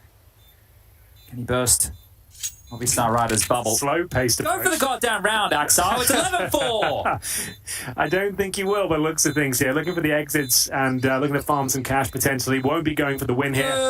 It was looking quite good for Cloud9, I have to say, with the dual Berettas there towards the sandbag. You'd think he'd get more than one, but Axel, got to be out the kit. He might even fancy this one. But won't be getting all the frags. Gets a couple, and it will be Alex to close things out there. So a must-win pistol, for Movistar Riders going in their favour. 11-5 though. Quite the scoreline to recover, but it all starts here. That was the moment. As soon as they took down that player there, Shiro actually had a lot of access there towards the B bomb site, and it works in their favour. Comes down to 1 versus 1, but Axel was already saving the Julies. Managed to cause some damage upon the exit. And a force buy in response. So Cloud9 with 3 upgraded pistols, a FAMAS and a Scout. And the Scout's been deadly this tournament, to be fair. Lots of exciting moments as we'll see Shiro towards the top of middle, looking to cause some damage. I'm sad he didn't try, but if this FAMAS works, I'll let him off the hook. Fair enough. But if it doesn't work... He's got a helmet as well, to be fair. If it doesn't work, Henry... You're not happy? Not happy at all. Shiro doesn't look happy either. Wants to try and open things up. And, well, that will work out nicely. But Davy G with a quick response to the Mac 10 towards Boiler. I like the smoke for Axel. He'll take that all day long. Give them the man advantage on their force buy. Needs to be careful, though. Going to sit in the flames for quite a considerable amount of time. Takes 40 damage for it, as they'll go back towards B, which is actually wide open right now. But they obviously have no idea. Hobbit will rotate back. He's got a smoke of his own, so absolutely fine for now. If he can deploy that at the correct time, which would probably be right now. They should be good for a rotation from Nafany towards Library. Well, might as well through this. They might, but Hobbit, he's done some damage. They're still coming through. Pep it up, here's Martinez. He did well to survive that one, Hobbit. And probably still goes down here. Didn't wait for the rotation of his teammates. We're down to a 3-on-3. Huge round here.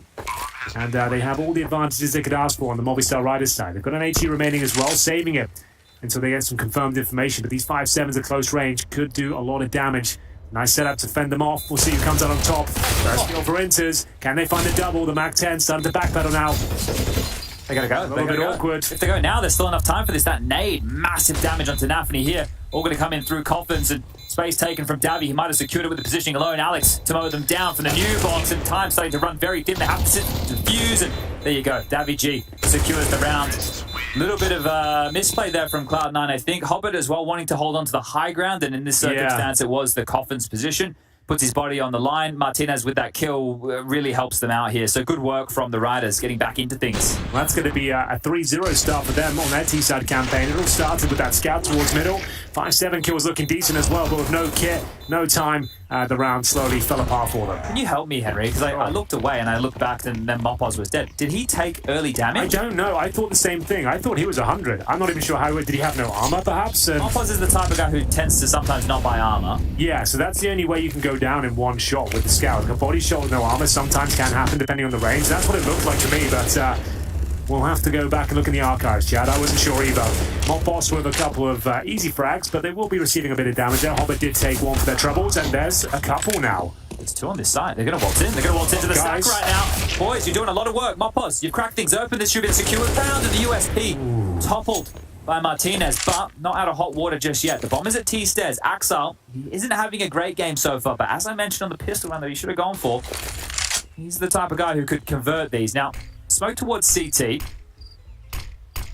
going to buy his attention for now, and in the interim, Deaths has actually secured a lot of space. So, I think this one is probably done. I think you might be right there. Axel still in towards CT spawn. Deagle, no armor, has an HE grenade. If they ran towards B, maybe he has a chance, but he has no idea where they've gone. It's confirmed open A bomb site here, as there it is, a C4 to be planted, making sure they go through all the protocols here, not giving anything away. So an expensive round for sure. Leads us to an 11-7 scoreline, but ultimately, Movistar Riders with 2 rifles surviving. They've got money going forward. They are absolutely fine. And the first gun round will be upon us in the next round. So Axel getting an AK-47. That's pretty decent. Yeah, decent thing to save, and also a lot of damage. So, look, let's talk about this group so far. Group D.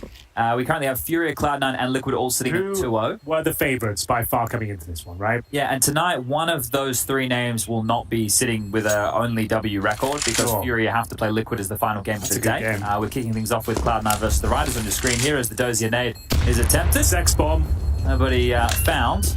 That means our next matchup, if you will be joining us all day, will be Eternal Fire taking on Evil Geniuses. One of those 2 teams will be getting a victory in the column, so that'll be nice for one of them. And the group will have 2 more play days left, Saturday and Sunday, to determine the last 3 teams to be joining the long list we already have. Exciting times. It's been a long old group stage, hasn't it, Chad? Still a lot more Counter-Strike to go next week, the playoffs, but Pro League, always a lot of fun. See where the teams are at. We get to see them play many times. Lots of games, lots of best of 3s. Some good names in the mix here too. Vitality, Fnatic, Na'Vi, G2, FaZe Outsiders, Malzero, Complexity. That's the only group that I think somebody slipped through that shouldn't have, potentially. There's no argument that could be made, but with the counter effect that was played, Complexity definitely showed up.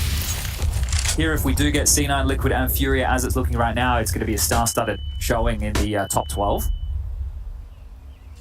But this one, if Riders can convert this round, they have my attention. If this one falls in the favourable way for C9, I think that half will too. But an important round here. Absolutely true.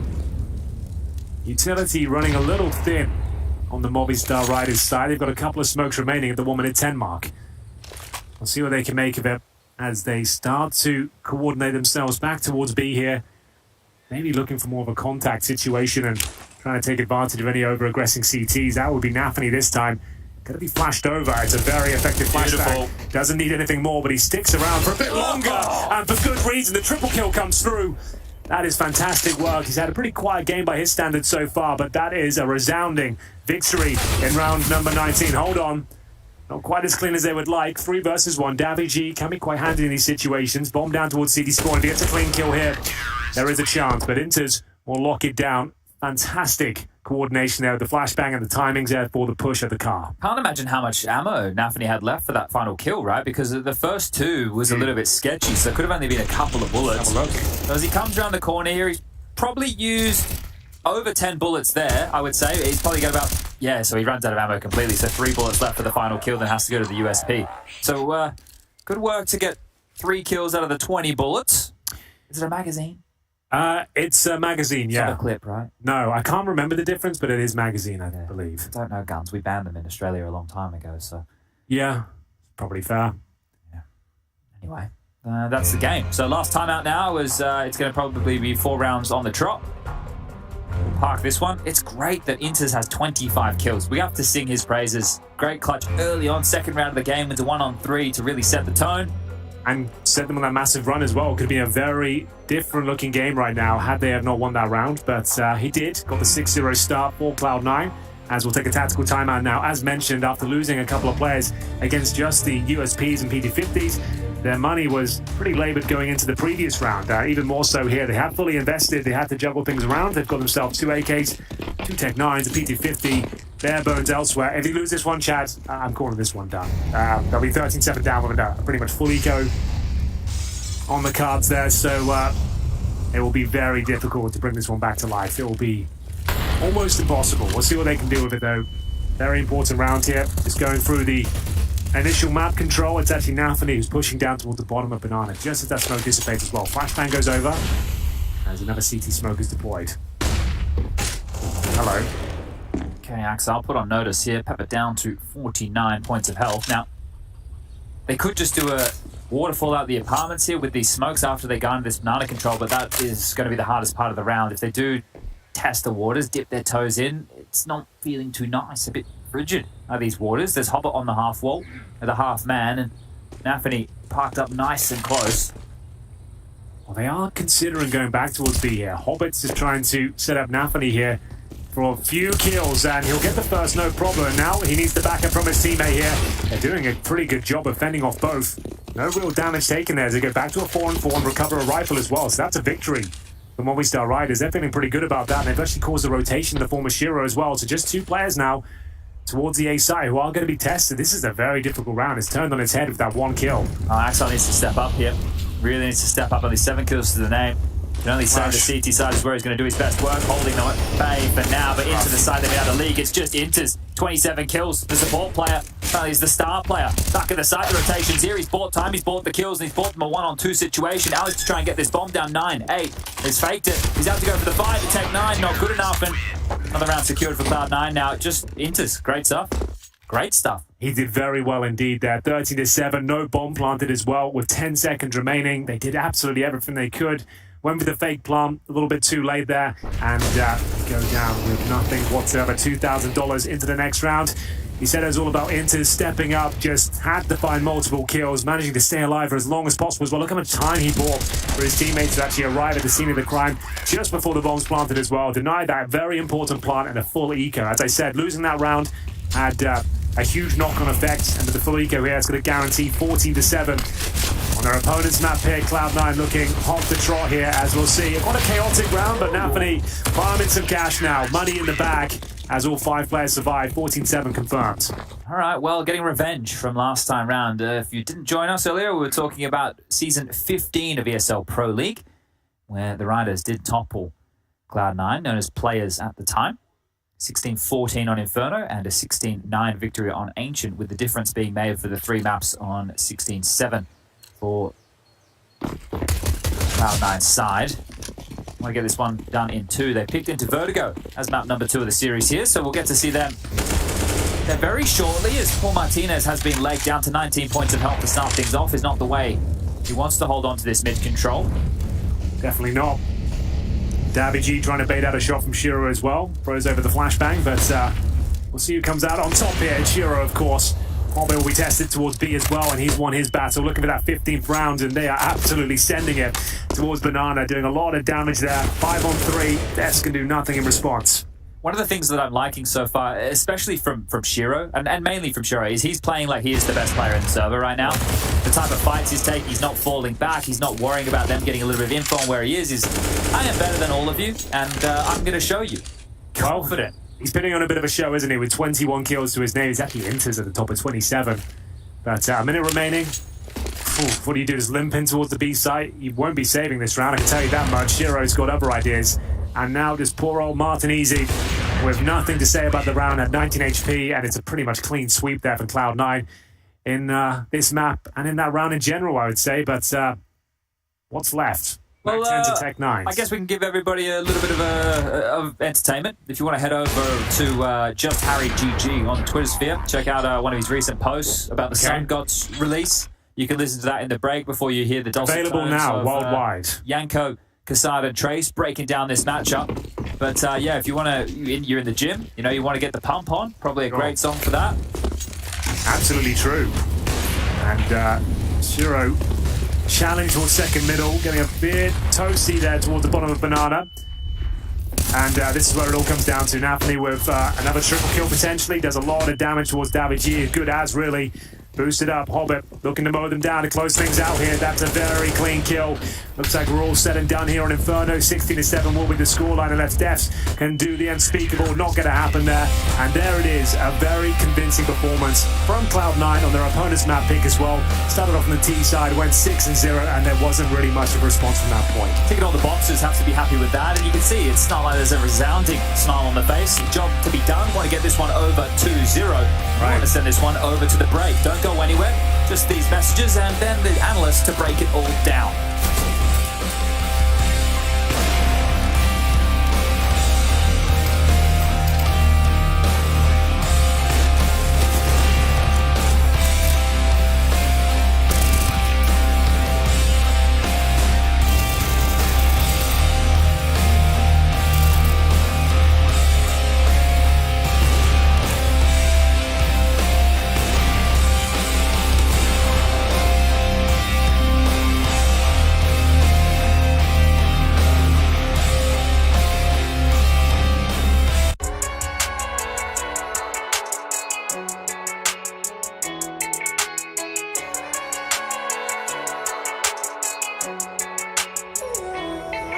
When the night's gone and the day comes, we up, we up. When they're all gone and the day's done, we up, we up. When the clock stops and the light drops, we up, we up. When the time comes with the sun gods, we up, we up. I was born in the darkness. My flow stays the sharpest. Hand me the pen, I'll smoke it again. I'm feeling too zen, the night shift out here wildin'. Purple haze, I'm rolling too deep. Real vampires don't need no sleep. Bury the night shift, the silver release. Catch me on the server, you'll be 6 foot deep. Best regards, your highness. This thing on, a case of lost time. Call it amnesia, but this shit ain't for your leisure. I've toppled Titan, not a mirage. Did I just hear your sphincter frighten? Camouflage, you can try to hide them. Cashing checks but you can't ride them. Hashtag more like red flag. 3 of you make me sick. Got the short end of the dick. All these bars are coming quick, throwing stones in the sticks, but your bones are extra thick. Keep spouting shit, some was bound to stick. Rhyme so fast I'll knock Paula's jocks off. Read so far I'll knock Blair's box off. Maui's hot takes, about as clean as Alexi B's trademark fakes. Overrated. When the night's gone and the day comes, we up, we up. When they're all gone and the day's done, we up, we up. When the clock stops and the light drops, we up, we up. When the time comes with the sun gods, we are, we are. Yeah, we are. Yeah, we were. Something you could never be, not even in your wildest dreams. Just a bunch of walking memes. Yo, hold up, wait a second, stop the beat. You're doing a fucking night shift? Nah, they ain't on that team. Nah, you can't just get those rings. They only 3 little things, just trying to spread them wings. Let's get it trending, man. Nah, y'all be pretending, man. But for me, it's like 2020. That shit's still rendering, fam. That shit's still rendering, fam. That shit's still rendering, fam. Look, I know this was never part of your plan, but I gotta make you understand one thing, one simple concept, and that is that only when the sun is done, and only then, it is that the nighttime is the right time. Ha! I'm out. When the night's gone and the day comes, we are, we are. When they're all gone and the day's done, we are, we are. When the clock stops and the light drops, we are, we are.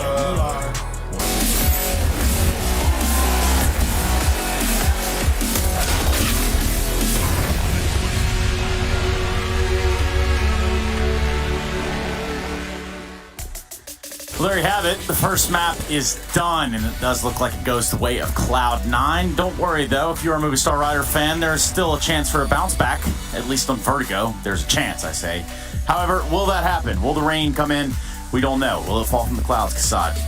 Yeah, looking at this game, it was just the tactical mistakes from Movistar Riders, just that so many teams are making against Cloud9. They're just allowing them to develop their default all over the place, get as much as ground without any resistance, and they can execute whatever they want. You see them stretching out the defense, forcing rotations, manipulating, catching people off guard everywhere at the beginning, and that's just not the way to play against Cloud9. You need to be aggressive, you need to play top middle, you need to play aggressive banana, you need to stop them in early stages of the round if you want to have a chance against them, and that's the recipe right there for anyone watching right now. I think they played top mid a bunch of times, but they burned to death a lot of times. Cloud9 has this cool Molotov that actually burns the guy that's on top of flowers as well as the guy in the corner above the below the roof, right? So when they did play deaths one time, just to run into Boiler, like making a lot of noise, and was just punished because he lost 80% of his HP to the Molotov. So the problem with Cloud9 is, or playing against him, is their default is actually really strong. It's hard to punish them early on in the round. That's why I was surprised yesterday watching that game against Eternal Fire on Overpass, how Eternal Fire kept managing to do it. Usually Cloud9 is very good at playing defensive at the start and punishing those moves. You have to find gaps in the mid-round really against them, right? You have to let them take some control, because they love to, for example, take top mid control and then come back towards banana, work that a little bit. And while they're doing that is when you go for a mid retake, and then you make them adjust or speed up towards B, where you have a good setup in place. But a lot of the times Movistar Riders were already either a man down, or they gave up too much control, and Cloud9 was ready for it. I would always go on map like Inferno, especially. I would always go for an early fight, 100% of the times. Just big different spots. Being aggressive in banana is very important thing, and then obviously, like I mentioned before, like going top, middle, even maybe halls push as well. Just I think that would be the much. You would increase your chances in beating them at least. Yeah, and then you also have to, factor in there Shiro kind of getting mobile or kind of having his way with AWP, what he's able to do in terms of just getting into the mindset, right? It just speaks to what we said, like an Opera on T side of Inferno shouldn't be able to do as much as Shiro did this game. It's just like, you look at him, he's moving left and right, being, not any utility being used, like, or used in the wrong timing. He's just getting these picks left and right, and I just don't think he should be allowed to do that, especially on the T side of a map like Inferno with an op. That's just not the way to play defense and allowing so much space. So I think that's, again, he played well. Obviously, you look at the numbers, you can see that he get 24 frags and 101 ADR with 15 sniper kills out of those 24 kills of total. That's just unacceptable when it comes to the CT side defense. And that's the problem when you play against them, right? You want to save your nades because they play slower, when then just Shiro walks up with an op, right, and takes a pick. So pick your poison. What are you going to do? And the biggest problem for Movistar was they lost 15-8 in the opening kills category, and their 4v5 win percentage is one of the lowest from all the teams that have played so far in the tournament. They're in the bottom 5. It's around 17.5%, something like that. So they really struggle when they give up that opening kill, and that's what happened in the first gun round. Hoppy just got a free kill out of apps, and all of a sudden you're down 6-0. So let's do this. Let's take a look at our Air Force Aim High head-to-head, and while we do that, also talk about Vertigo simultaneously. What do we have to look forward to when it comes to Vertigo, guys? Well, it's a signature map for Cloud9 for a long time together with Overpass, and I do believe that their T-side and RAM fights were always good, and they had always these like new things they were bringing into the Vertigo, which other teams were kind of copying, and they played it, very successful T-side in the past, and I don't think that changed all that much. They just focused a little bit more on improving their map pool, but they're still very strong on a map like Vertigo, and Movistar Riders, they need to start well. Janko spoke about, possibly denying C9 a good start. That's what they failed to do, and they kind of have to do it in the second map. At least for Movistar, Mopos played better on this map, right? He was their best player, so you need to keep that coming. But on the other side, we're comparing the star player of Movistar to the support player of Cloud9, who's had 27 kills and was their best player, in addition to Shiro on this map. So that's the problem. Like, the firepower, the talent pool on Cloud9 is so wide. Like, Axel, I don't even think he had like a positive KD. Like, he's the lowest rated Cloud9 player so far in this group, right? And they're still beating everyone with no problem. And that's usually how it is in blowouts. Axel usually is the guy with the fewest kills, but that's why he steps up when it matters. Yeah, it seems like he can become a menace on Vertigo from time to time. I think I've seen him around that B site, maybe even pushing, getting aggressive, taking the fight and the initiative to the opponent. Quite annoying, yeah, in that position of the map. But I would look for the Fanny, as I always did on a map like Vertigo, because he's the one with the most. Well, I won't say impact, but creating most space for his teammate to react, and players like Exile doing his job, right? And then you would look towards him in that ramp position and like playing around the smokes and going around and making plays there, so his teammates can just finish their own. Yeah, and it could be short, sweet, simple, and to the point right here. How does Movistar get back into it? Is it as simple as that? I mean, is it as simple as having a response here for Cloud9? I mean, I have a very difficult time seeing them come back in the series, but you can't let them have a good start. Make them fight for it. You could see even after the 6-0, Movistar wins 2 rounds in a row, right? It seems like, again, Cloud9 is getting a little bit lost in these gun rounds when their opponents have everything.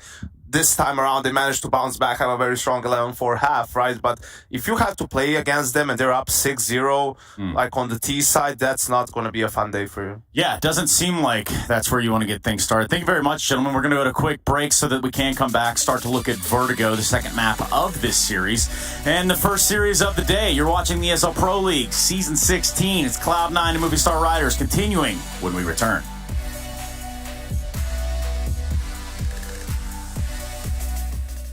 Looking to get more out of your CSGO fan experience? Introducing CSGO Bingo, event pick'ems, and fan club showdown.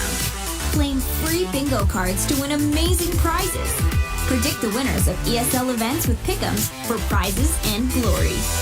Show your favorite team you're the biggest fan by winning matches in the Fan Club Showdown. Check out csgohub.com today to take part in all of these and more.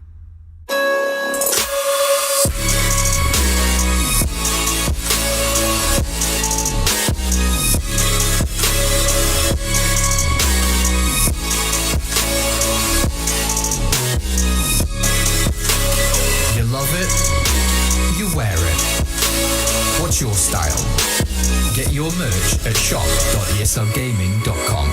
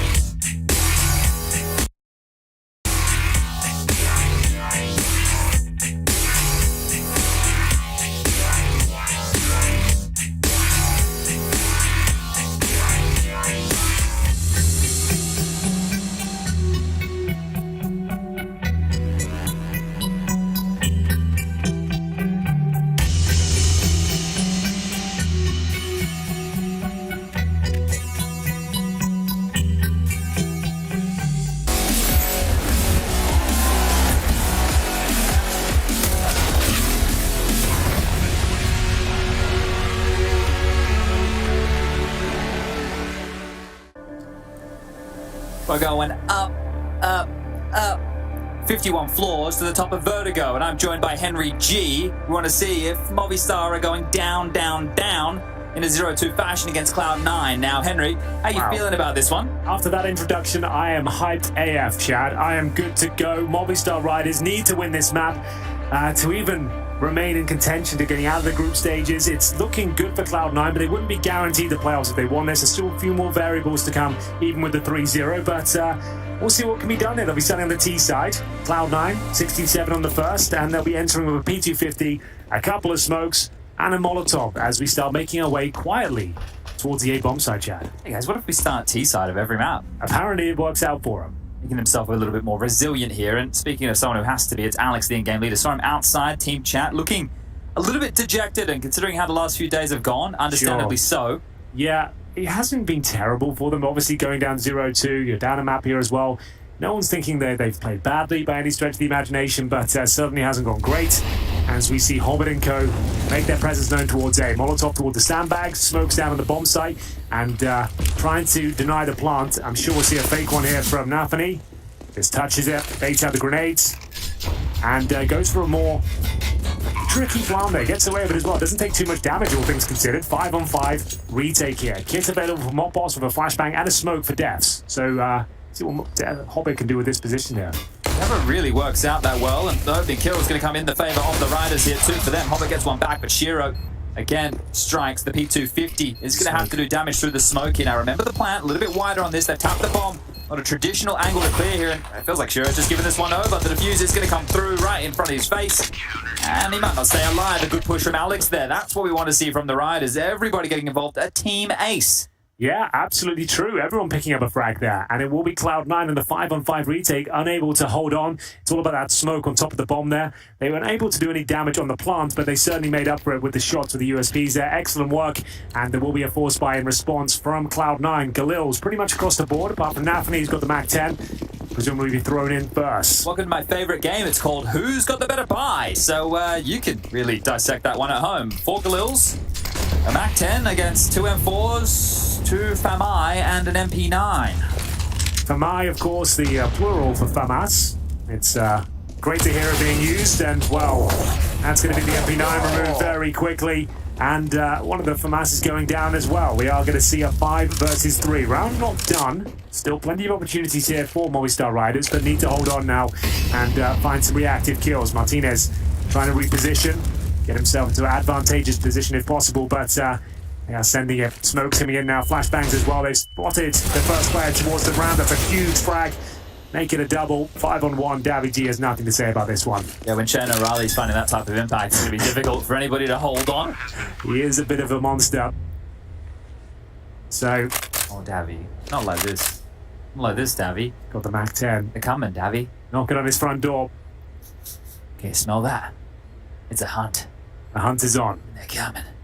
They might as well. His body on the line here. Anthony can just jump around and presumably dropped, but waiting for the trade potential here.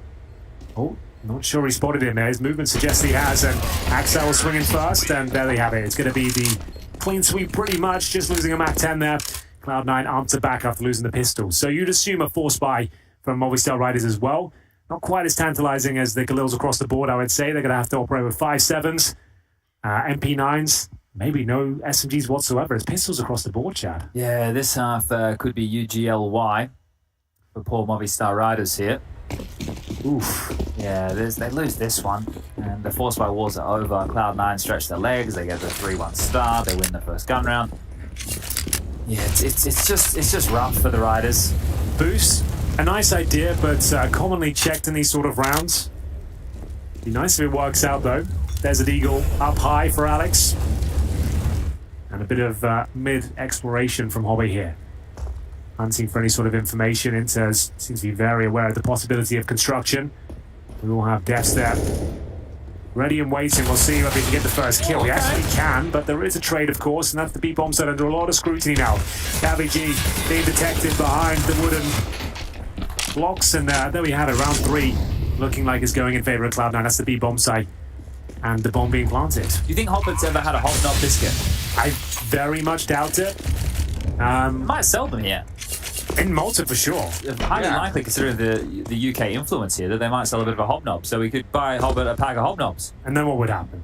Well, we would say, hey, your name's Hobbit. Sometimes when I'm casting, I call you Uncle Hobnob. Here's a biscuit. that brings the closeness of your name to why I call you this. They are quite nice biscuits, to be honest. They're like an OT sort of texture to them. Let me have a look here. Hobnobs is the brand of a commercial biscuit. They are made from rolled oats and similar to a flapjack digestive biscuit hybrid. Nice bit of chocolate on top, usually. Yeah. But there we have it. It will be just 4 on Alex remaining, and he's doing a pretty good job of causing some damage, but will be dropped in the end. That was the Force Buy. One that doesn't really do too much for the Movistar Riders. Will have to go with the full eco here. Things starting off pretty disappointingly once again, as we'll see them operate with absolutely nothing. There'll be no purchases whatsoever in round 4. Stack up towards middle, perhaps. See what you can do. Try and steal away a rifle, potentially. Nathani's not even purchasing into this one. He'll stick with the 5.7. Of course, Pound. It is the mid-stack. It's only getting the conversation with the MP9 at the moment, isn't it? For price, for punchability. Here we go. This is a very curious-looking tower they've assembled. Hobbit is going to get so much information and should go down, but a defensive Molotov will stall them. They make it across to the ladder room. They've been able to get that AK-47, but all the information now as the mop and bucket comes out. Clean up on aisle 3. It's just Alex. Last man standing here, top mid. So that'll be it. Inters. Stuff from him to kick off this one as well. Everybody contributing in the fragging department here for Cloud9 in the early stages. Another good start on the T side. Absolutely true, Chad, but we'll see what Movistar Riders can make of it. No orb available for Martinez. Unfortunately for him, money was incredibly low. Didn't opt for full ecos on their Force Buys, and he'll have to just make do with the M4A1S, which is fine, but maybe not so much as they don't have any kits. Fortunately, it's not to say there's no danger with the SMGs, but without the helmets, the M4s become a lot more deadly as well. And Hobbit, he's full send towards middle. The battle with the B steps as well. They're not slowing down at all. They might have found a gap here. They've used the sound cues here quite perfectly. This won't be considered. Damage is about to get a rude shot. Hello, we're already in mid, and we are so far out. Inters. Sidelines Martinez. The clothesline drops him. This round's over. This map's over. And that's the lack of help we just saw for Hobbit there as well. Just an insta-kill with that M4. No dink required. And yeah, I think you might be right. 4-1, 5-on-2, and Mopos and Alex just have to save the weaponry once again. They've been absolutely ran over there, just taking advantage of the money situation as well. Bit of a pounce around there, and you're right with the sound cues. All those gunfights going off towards the B steps, and at A ramp, with the grenades being thrown, they just help themselves towards middle when no one's there whatsoever. Mopos, pick up your trash. There we go. Don't leave any rubbish around, guys. Make sure you find a bin. If you go out somewhere, and maybe you know you've got a pizza box with you, you got a smoothie. Don't just leave it on the ground. Find a trash can, right? Be responsible. Why would you leave it on the ground in the first place? Well, some people are extremely inconsiderate humans, Henry. They're too focused on having a good time and not the good time of Mother Nature, planet Earth, our home. Oh, it's good to know that someone's talking about these issues, Chad. Someone has to, and you're stepping up. It's a difficult conversation to have sometimes. Oh, and that's a difficult frag to receive. It is going to be another clean sweep for Cloud9. Everyone goes down for Movistar Riders. Things going from bad to worse on their CT campaigns here. This is great. I love the pacing of this, and what I was talking about with the sound cues. The footsteps out mid that far, if nobody's watching it, which nobody was, right? The sound cues, you think that's probably below us. They're probably not already out mid that quick into the round. And that's why the teammates as well, just going in and spamming through the smokes, causing absolute carnage there. And not even a partial buy, I would say, into this one, Chad. Another eco, really. Sure, they've got a scout and some upgraded pistols, but no armor, no nades. Call this one an eco. Mopos, not even the sniper of the squad, will be operating with the scout, and he has done a great job there. Shiro gets absolutely blasted at the start of the round. And he offers a scout back up to Martinez. So great job from Mopos. Okay, well, he did have a very good showing there on Inferno. He was actually feeling a lot of form. If that can continue here, then maybe they can claw something out of this. But a man down, but space still virtuous for Cloud9 here. Nice position from Dabby G. Let's go back up towards the elevators as well. As I say that, it's all down to deaths at this stage, and good positioning will lead almost nowhere for them. As just 2 players remain now. Movistar Riders really on the back foot here. Another 5-1 deficit. Okay, here's what we're going to do. Everybody at home, because this is probably going to be another quick game, right? Yeah, and we want to make sure that you're entertained. Now, our good friend, Rushley1234556, who's currently on the 1s through 0s doing the observing, I had a phone call with him after map 1. No word of a lie. I quite genuinely did have a phone call with him. Now, we had a discussion. He said, Chad, could we, during this next map, do a no X-ray POV round? So what we're going to do, Henry, we're going to pick a round, and I think what we'll do is we'll make it next round. It'll be a gun round. let's make it from the CT perspective. Let's go from the riders only. We'll turn X-ray off for everybody at home. Okay. And we will look into what right now is the hell for the riders as they approach a gun round and talk through what they see, what they hear, all that good stuff. Okay, so a POV insight to you getting absolutely owned on Vertigo. Precisely. All right, I'm up for it. 5-1 for Cloud9. A couple of pistols saved, but a gun round coming up as well from Movistar. They should have the AWP in the hands of Martinez now. He's got $6,000, and we are going to be focusing on the CT forces here, seeing how they operate at the start of the round, what sort of grenades they're throwing, how they're going for that A-ramp control. The thing is, with Cloud9 at this sort of start, they really are dictating the pace right now. They could even go for a fast B attack, completely change things up. The thing is as well, when you know your opponent's taking this sort of pause, they're going to be adjusting and strategizing to shut down your attempts. So this is a caller's dream. You've got a massive start and potentially could just throw in something a little bit more chaotic as we enter round number 7. All right, into the darkness. The X-ray is off. I want everyone to ignore the radar, all right? The radar, we're not playing with the radar right now. We're literally just playing in the shoes. So I suppose in a type of round like this, A is the bomb site that gets a lot of traction early. So let's start at yes. A. Maybe we start with Martinez on this AWP, see if he gets set up here. They're going to focus towards B here, Cloud9 for some reason. Like, it just seems like the prime opportunity to do something that's not as expected, perhaps, but we'll see. Okay, defensive molly there from Depths. Now, Monpos flashes himself forward, peers out, doesn't see an awful lot here, trickles a nade forward, still no information whatsoever. Good nade that we can see thanks to the HUD, but he will not know that that information is confirmed with the damage. It's overwhelming, isn't it? Where did that come Swinging from? all the angles now.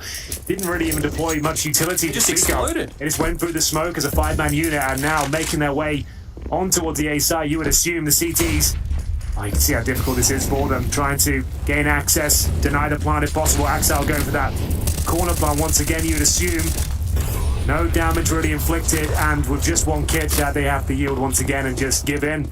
And I guess that says it all. We got to witness how difficult that was. Overwhelming swing from 2 players, jumping up in the sandbags, 2 kills found, round over. But we had it from Mopos' perspective. He peeks out, off a flash, sees nothing, drops a nade, next second he's dead. Yep. So it can all go wrong very quickly here. Now, I suppose we can turn X-Ray back on for this hunt. Next round, let's go on board with Cloud9 for a round and see how they want to operate here on the T side with limited information, see how they strike. This one getting a little bit out of hand, isn't it? Rush, is it possible to turn off the... It's not easy to turn off the radar on the HUD. Don't worry, don't. We'll do that. Yeah. I know that it is possible, but it's not easy. Probably not easy on the fly. No. We'd have to wait until we're in a replay or something, perhaps, which is right now. Who knows? But here's the bird's eye view of the onslaught towards the A-bomb site here. Nathany jumping up towards the sandbags. Alex did well to even get one, but the round was lost there and then. They had 3 players focused elsewhere. Bomb site open, smokes down, difficult plan, can't deny it. They do save some weaponry at least as we enter round number 8. We're going to be focusing on the Cloud9 side here. Let's see how they make their way through towards the A-ramp with Shiro with the AWP looking up. Obviously vision removed, but can look just above it towards the crane spot. Okay, well, 4 players down here. Nathany just waltzes through, so with a grey screen, what a trade! How's he done that? How has he found that kill? That's huge from Shiro. Another fight, Homer goes down, the trade is there. This is just marauders on this ramp. They've come through relatively dry on all of this. Yeah, no grenades deployed whatsoever. Shiro looking towards the flanks here. We'll see what the CTs have in mind. Don't necessarily have to commit off these smokes. They've still got 2 more. Just throwing one towards the left-hand side of the bomb site there. And waiting for any sort of CT reaction. Shiro still watching the bridge. Okay, so now we need to listen here, everybody at home. In these type of moments, they would be sitting and waiting for audibles, hoping that the CTs would give away some information with maybe a couple of footsteps, pulling out a nade. Right. Sal is going to set up a flash here. This is a very nice flash. He's going to bounce this off the wall. It's going to go high and give Inters a chance to peek out short. So this is the teamwork being deployed. The Molotov to clear the close short box. They're working together with all this residual utility. So throwing over some smokes here for Axel to set up the left-hand side once again. There it is. Molotov towards the boost will be coming in momentarily. And then the flashbang, when able to swing around the corner. That's up to Inters. Confirmed that the close proximity is clear. And in terms of CT positioning, they're looking like they're quite far back, to be honest with you. An incendiary will deny the plant for a few seconds, sure, but Axel, he has other ideas. Tucks himself in deep on the bomb site, ready and waiting to frag here towards elevators, but flashbang will be deployed, doesn't quite catch him. Have no one pushing for the smoke for now until David G, he makes a decent go. 9 seconds remaining. They've actually got a bit of an advantage here. Where's the plan? I don't think they're going to get it in. They need to be planning right now. Oh, is it going to come through just in time? just. Wow. Less than a second. You're absolutely right. That was just. And unfortunately for Martinez, that might be him out of luck. 17 HP. 1 kill to his name so far. In the 2-on-1, Shiro, he seems to know he's low. He's just tucked in on the bomb site himself. Pistol in hand. Tech9 ready and waiting. Martinez surely can't find anything with this one. He has got the kit, but unfortunately the Tech9 will swing. We go 7-1, and Cloud9 make it look easy once again. All right, well, we can put X-Ray back on. There's one gentleman who missed the memo, who is listening only. So I don't know how he's even complaining about the X-Ray, but there's just one guy just going off about the bloody X-Ray in chat here, Henry, so he's not having a good time. Is this... shot from Shiro. But I see most of you enjoyed seeing without X-Ray on and talking through what the players can see from their perspective, so thank you for coming with us for this experiment. It was a fun one, wasn't it? Yeah, I think here's one of the issues. If you only watch Counter-Strike and you never play it, then you don't understand what the darkness really can feel like in some of these scenarios. Yeah. X-Ray gives you the cheat sheet to know what's coming next, and you have to remember these players, they don't have that. They don't have the same information that you have at home. Yeah. So thank you, everybody, for participating with that. We hope that it was a educational experience. Well, getting somewhat of an experience, our Movistar ride is not a very good one. 7-1 down, and another tactical timeout to discuss their options. Money still not great, I'm afraid, and no one really stepping up in the fragging department. Their very top killer is going to be Mopos with 5 and 6. Alex the same scoreline. Martinez, alarm bells going off for him, down 1-7 right now as we enter round number 9. He doesn't have the orb. Shiro certainly does, and he's looking towards the B step, so maybe changing their stance here at the start of the round. Axel will use this time to explore options towards the B steps. Maybe we'll call for the one-way. For now, Incendiary, pretty decent one, lands on the top steps. He's misthrown that. I thought he was going to go a bit deeper towards Axel there, to be honest with you. And normally you want to try and knock that totem pole off, and now that they've expended that quite early here, it already wasn't looking good for Riders. I don't think it's going to get much better from this junction. Now, everybody, little fun fact here with the boost. Make sure if the bottom guy, you want to be in the middle of the railing. The top guy wants to get on the poles on either side. We're up, we're fighting, we're in. Oh, actually kind of in the open. Nothing matters. Nothing matters to me. This game's over. It doesn't matter. We'll see. I feel that they can do something about this. The FAMAS not the ideal weapon for the job, sure, but it's the M4 towards middle that brings things back to an even keel. The bomb to be planted, Devs thinking about the swing here, but can't really justify it. Doesn't have any flashbangs on his teammates. They've got smokes and HEs, but that's about it. Inter's chomping at the bit to get stuck in with this one. Napoli sprays him down. They've actually got the man advantage now on the Movistar side. Can they hold on to it, however? Baiting out the shot, that should be the cue to go, potentially. 1 kill available, and time is of the essence. Fading Intus here with the opportunity to the grey screen. Will come off odds, and a shot from Shiro hits. It's Axel and Shiro. The dynamic duo with one that's on mine. Shiro again hits another banger of a shot on the defuse. Needs to knock him off. Needs to knock him off right now. The boards. Axel denies and gets the final kill. 8-1. Massive stuff from Cloud9. This run continues. Wow. It looked at that defuse on the kit there was more than enough, but through the wooden boards, through the smoke, straight to the dome, it will be Cloud9 picking up yet another round. 8-1. As things collapse in the 4-on-2 once again for Movistar Riders. Shiro just hitting absolutely everything. Stellar performance from him so far. That's the back-breaking shot, though. Double spray down, round over. And yet another eco for Movistar Riders. 5-7s, Deagles, barely any utility. And here comes the push towards middle. Inter dispatches them, no problem. And another 5-on-3. But these are the sort of rounds you can throw away. We can see Axel reacting to the intel and kills found, but needs to be very careful not to offer up a rifle for free. Good nade. Doesn't quite connect, but the bullets certainly do through the smoke once again. And that's the B-bomb side wide open. So we still believe in, or we? It depends what I'm believing in. What's the question? Be more specific. Game's over. Oh, Series okay. is over. It's a 2-0.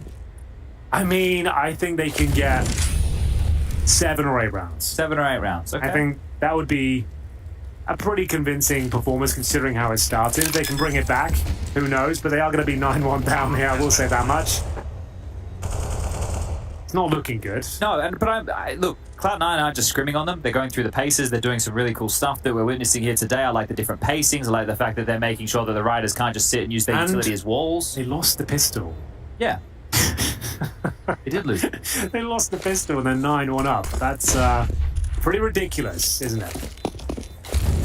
So we're getting some official numbers in here. We've got this is great. We've got the mods working overtime here. They've run a poll in chat for X-Ray, and 60% of the people in chat who voted want X-Ray on, which is fair enough. I think, yeah, for a casual viewing experience, you want to know what's going on across the board about having to squint at the radar. Yeah, and the reason we did that little experiment, guys, was it's not going to be the most entertaining game of Counter-Strike. That's for certain. We wanted to give you something a little bit different. So it's always fun to try new things. My mum says change is as good as a holiday. I think that's a nice expression. I like that. Have you made any changes in your life recently? Gone to the gym 13 days in a row? That's true. I broke the streak today. I was on 12-day streak, but wasn't feeling it today. I had a pulled muscle. If you're injured, you're injured. We don't want to push the boundaries. You know, that's true. The situation. You need to be sensible. I feel like I let the side down, though, but you're absolutely right. And here we go then. Mopos. Oh, my God. How has Napoli pulled that one off? It looked like he was dead to rights. But he comes out on top. The onslaught continues here. 1 minute 35 and another man advantage for Cloud9 as they gain access towards the A ramp. They've got davidji considering the flank here, but he's patrolling middle for now. Molotovs deployed towards sandbags and indeed Shaw. Just going through all the motions here. Alex has to be flashed in. That's pretty much all they can hope for. Good flash. Unfortunately, this exposes himself. There had to be a quick kill, but they react accordingly. And round by round, man by man, they're just making very light work of this. He spawned at least. Managed to get pretty deep on the map. That's something. That is something. Didn't see many CTs residing there. Usually for good reason. All right. Shiro didn't move. He sat there for about, I don't know, a minute. Sat there for probably less than a minute, did old Shiro. So, everybody, thanks for joining us today. Up next, we have Eternal Fire taking on EG. That won't be getting underway until 4 p.m. Well, someone will be getting a win in their column at least. Those teams are 0-2 right now. Someone has to win, presumably. But the viewers as well. The viewers will win? The viewers will win. One of the teams will win. And then later today we have Furia versus Liquid. It's a Friday night fixture. I think that you should all be hanging around for that one. Yeah. Make sure you pencil that one in, 7:30 CAST local. And then tomorrow night, that is when the absolute... Actually, it's not tomorrow night. No, we're Friday right now. You're thinking it's Sunday. Sunday game, yeah. Cloud9 Liquid. Yeah, that's the big one. That is the big one. That's what everyone's looking out for. Did have the North American derby yesterday. Still a pretty decent game. Enjoyed it. If this boost doesn't net a kill, there's some catastrophic problems. The repercussions. He's pre-aiming it. Will be tremendous. He was so ready for it. He was. Do they have X-ray on him? The thing is, I haven't really seen that boost work out too well. Like, it's when you're a little bit desperate, you're trying to give a pistol, dropping it in a gun round, it's always worth a check. You know, like you're rushing up towards the scaffolding, but still, a fighting chance for the Movistar Riders. I say that with very bated breath there. Alex down at 27 points of health, deaths at 0, and just one player remaining as this one's starting to spiral now. I say starting, it's spiraled as they go 11-1 down on their CT side. How many players have 16k? Let's have a look. A few of them, pretty much Inters, Shiro, and Nafani, and still 5 digits for Axel and Hobbit elsewhere. So they've got enough for the rest of the half. Now, guys, I want to let you know at home, if the answer to that when you're playing is just one. If one player has it, it's not going well. Really? It's really not going well. Mopos has got no armor again, Chad. He's gone for the AUG, no armor combo. The classic. Not known to be it's a classic. A textbook setup. At this point, does it matter? I guess not. If you're going to go down, it's going to be to a headshot of the AKs, but just haven't seen it before. The AUG doesn't get much love these days, but every now and then it's brought out. Is it worth not having armor? I'm not sure. Let's see what it can do. I'll keep my mouth shut until this moment. As long as he doesn't fall off the map, that's how it could get worse. I guess you could with the scope out. You can get a little bit lost in the source. But up high, very vulnerable to flashbangs here, and you'll see one of those deployed right now. And you can see how squishy he was. Didn't even need the headshot there. A flashbang knocked him off his angle. A couple of bullets to the chest took him down. Didn't love that approach, I'll be honest with you, but I guess you've got to try everything.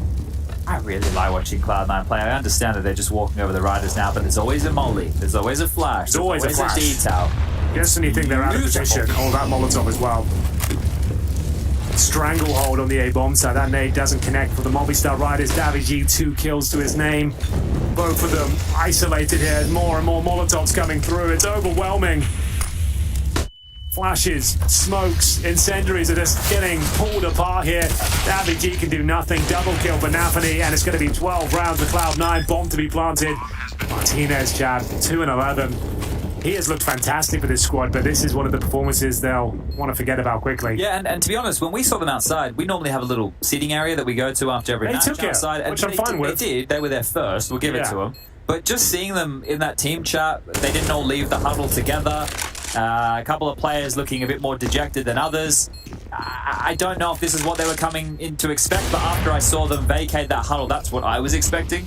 Sure. I've seen that look before. It's been me. You've experienced that. I know exactly how that feels. That feeling. Of hopelessness. Underlying dread. You know what's coming. You know you're about to be 2-0, but you don't want to say it. No one wants to admit it. You know this map isn't looking too good for you, and Cloud9 are looking absolutely red hot. But there it is. 12-1 on the T side of Vertigo. They do save the AWP and the M4, but no one's fragging into round number 14, and no one's really getting close to double digits here. As mentioned, there was an interesting attempt from Mopos. The AUG, no armor. You don't see it too often these days, if at all. Martinez gets a consolation frag to take his total to 3. As we enter round 14, that is not good news. But I don't know, I'm still believing they could get 12-3 here. I reckon one more round at least, Chad. What do you reckon? At least. Maybe 2. The problem is in the context of the game and the group, it doesn't matter. So I'm just hoping Nafany and Inters continue to farm me fantasy points, if I'm being honest. It's all about Chad's fantasy league at this point. It's $1,000 on the line. Oh, really? Yeah. Which charity are you going to donate it to? Was it a charity tournament? I just assumed with someone like you, of your stature, Chad. Maybe I missed the memo. You can keep the $1,000 if you like. What will you be spending it on? I just sent $1,000 to Striker, and I have to still pay Pimp, but he didn't send me his PayPal. He didn't? No, because on the day... Might want to keep that quiet, to be honest. I'm happy to have it. I pay my debts, but Pimp has to live up to his end of the bargain, which is his PayPal details. I'm not seeking You're not going to chase him for I'm not going to be knocking on the door. I'm not messaging him every day. Yeah, it's a lot of money. A lot of money flying around, exchanging hands. As, unfortunately for this one, we didn't even have to commentate that round, really. There's not really much I haven't commentated since about round 5. Yeah, because they're just walking up the A side to manhandling them. That's pretty much all that's happening. That's all the context you need.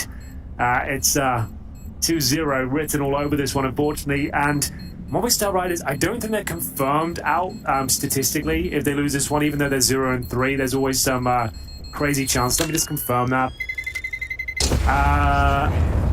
Yeah, so they can lose this game. There's a few other results that have to come through to lock it in. All right, so not done just yet. Yeah, but pretty much. It is 0-3, and it's not looking great. I would say their chances of getting through are slim at the very best.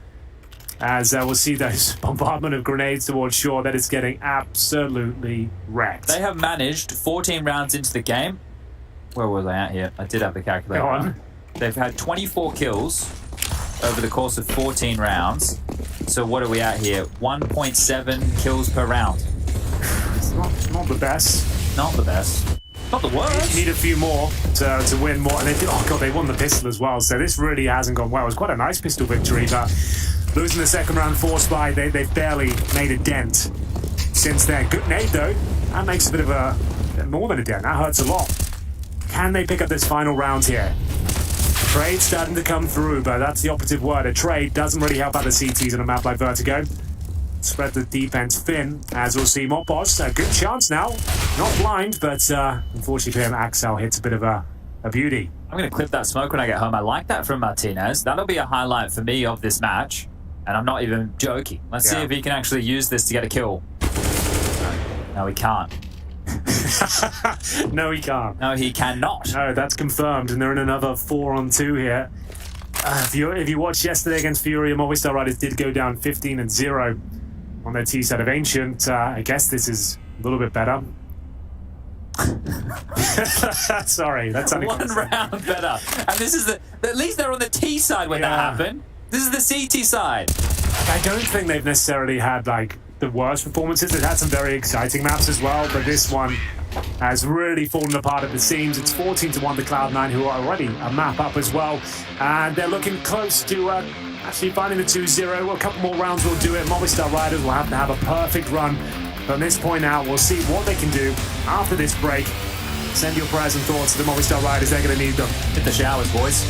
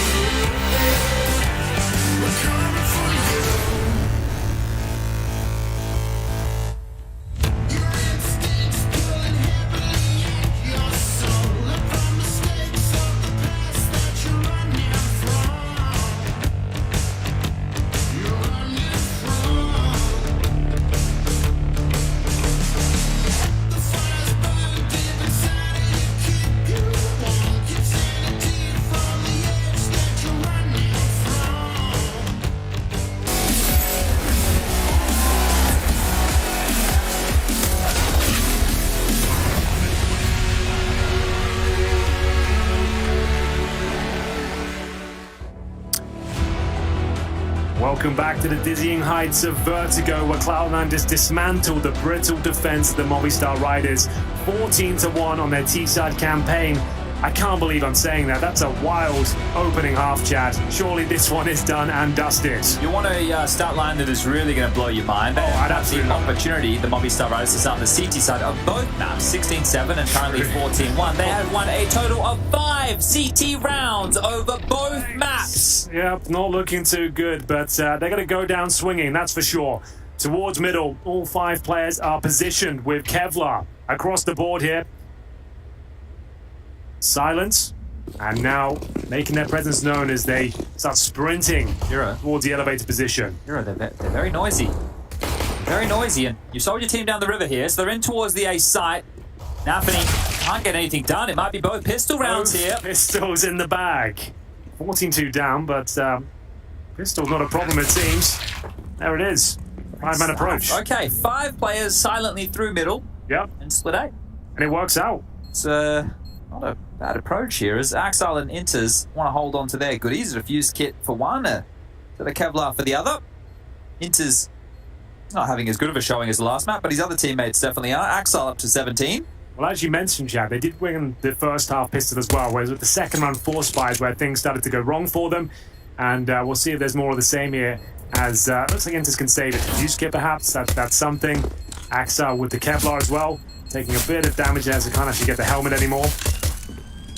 That could be an issue, but the Force Spy will be on the agenda for sure. 40-2, both pistols in the bag. Now that is a worrying predicament. Sign of the times. Yeah, you want both pistols, and that's the only rounds you've got. And the fist bumps will be out. You have to keep the fist bumps. Yeah, I guess you have to. The only thing you can. You can't really laugh at it. If it was the first map, you could be laughing about this like they were yesterday. When it's the second map and you're looking down the barrel of a 0-3, standing in the group where your chances are pretty much non-existent of making the playoffs, I guess that's all you can do. Oh, listen here, Henry. Cloud9 after this better go in, watch the 2 rounds and work out how to make these bloody pistols better, because it's not good enough, is it? Neither pistol going their way. It certainly do, but they've got the pistols out again, this time with a bit more bite to it. 5.7s, CZs, cheeky UMP, not a fan, but suppose it has its place. We are going to see quite an awkward exchange here towards short, but it will be back and forth we go. Davy will give the man advantage. Inters will hold on, and it looks like the round is concluded. 3-1 now for Inters as he will be dropped. There it is. They've managed to pick up the 0-3 start. We'll see whether Movistar Riders will have anything up against them here. I don't think so. Should be the full eco for Cloud9. Can we get a poll in Twitch chat, please, mods, asking if they think we're going to get to OT? Okay. We'd love to know what the people in Twitch chat are thinking right now. A little bit unfortunate there for poor Hobbit. Felt like he should have had Davy G dead to rights, but Martinez with a great little flash. You see that from this nice bird's eye view. Great cam there to show you the kills. Now, I know a lot of people think that we're going to show the kills, but Counter-Strike is more of a technical game. Sometimes having perspectives like that can offer you a lot of information, show you really how these pieces, the palms, it all works together. Flash forward, taking the fight. The pistols are pesky, but being dealt with handedly here. Inters is the only one to strike any blood so far. For Cloud9 being run down. The running gun of Mopos there as he's surging forward, looking for more. It will just be Shiro. Poor old Shiro up against it now. Only has that PT-50 looking for a frag if possible. Managed to get one so far. A double kill would be pretty decent. It looks like Mopos will find him here. There we have it. So 14-4, but the gun rounds begin right here, right now. His hands up there. Please don't shoot. Too late, already dead. Too late. So, Cloud9 will have AWP. Concessions, made a few skits as of yet. There's the replay. Davy G. They haven't had many highlights this game, but this will be one of them. Spraying down the unarmored opponents. And presumably have to throw away these Mac 10s, Chad. You can't afford to have a bonus round at this stage of the game. You're not entitled to one. Okay, well, when does this stop? Hasn't even really started here. Flash ready. Nafany peering over the top of the smoke, deploys a defensive incendiary there, meaning no player can call off the right side. This smoke to the left of Davy that is currently in is self-made. A lurky smoke and a play forward. Davy looking for space. Can be a bit of a monster on a map like this old Davy, but I don't think he has enough rounds to work with. Down to 19 points of health. Yeah, he gets a lot more than he bargained for there with that grenade sequence towards the A ramp. Hobbit, large and in charge above this smoke. Players around him. Got about 5 more seconds before it dissipates and actually might get a bit of a freebie. Alex, though, he has other ideas. Great shot. It's a man advantage now. Exactly what they needed. A long journey down for poor Hobbit. We'll have to sit idly by and watch for the next 60 seconds of play. Nafany retaining a forward position over towards Sandbag. Retains a lot of info here for the Cloud9 camp. Axel postured towards B as well, in float right now. That's going to be Shiro alongside of Inters. These two will have to be tasked with both bomb sites and middle. And middle is name of the game. 3 players just on the other side of things here. Smoke forward, a defensive Molotov once more, and they're going to have to brave the flames over towards Shiro, who's caught between both angles right now, but not checking their corners. An easy one there for Shiro against both big kills, and it's just Martinez up and over time. That's what he has to work against here. It's Inters. Pull the trigger and get the final kill. Picks up the AWP, 15-4, and one more round. Love that from Shiro. A bit of an aim display there. Looks very calm in those intense situations. Up close and personal. Movistar Riders can't get it done. I have to say, Chad, it's all down to that Incendiary as well. Just as they're accessing towards the construction area, Incendiary thrown down right on top of it. They have to run the gauntlet. Axel aggressive toward the steps, just mowing them down. You can see how chaotic it is. This was the shot. Really impressive there. Alex had no chance. Not far off the last kill there either, poor Shiro, but lucky enters. Everybody's favourite sidekick there for the trade. And the final round of play most likely, as you'll see, 4 AK-47s and a Glue come out to play, and a nade straight down the back pocket is going to... Martinez and Davies is ringing. They're going to be peppered up more by some bullets of Nafni here. He's not afraid of anything. Goes forward, goes down. Alex does get the opening in 2 consecutive rounds. Oh, it's a shooting gallery for Shiro now. Yeah, the flames at his feet. Martinez trying to dance around them. Unfortunately, leads us to 4 versus 3 here. Are we all done? Is there anything left to be said? Movistar Riders will have decent flashbang. Shiro will be blind by that. Doesn't fire off a shot. A little bit uncomfortable here. Needs to be incredibly careful. Spots the player. Tags him down to 15 points of health, but Alex will pull one back. Desperate times now. We'll see Hobbit fighting back toward this A ramp. Does considerable damage there. That's going to be the bomb dropped, and presumably the round over. As we have one player remaining, that's Mopos, who has got B-side control, but no one around him, and the bomb down at the bridge. Not looking good. I'd like to thank everybody for joining us here today for the first series. Wasn't the best series, no one's saying that. We're going to be handing you over to Sedikist and Moses for the remainder of the day, but first and foremost, we have to send you to a break, then to the desk. They'll be breaking it all down with Kassad, Yanko, and of course Trace Stunner Saranthus in that driver's seat. It's been our pleasure. It has been. It's been a lot of fun, but we'll have to leave you there.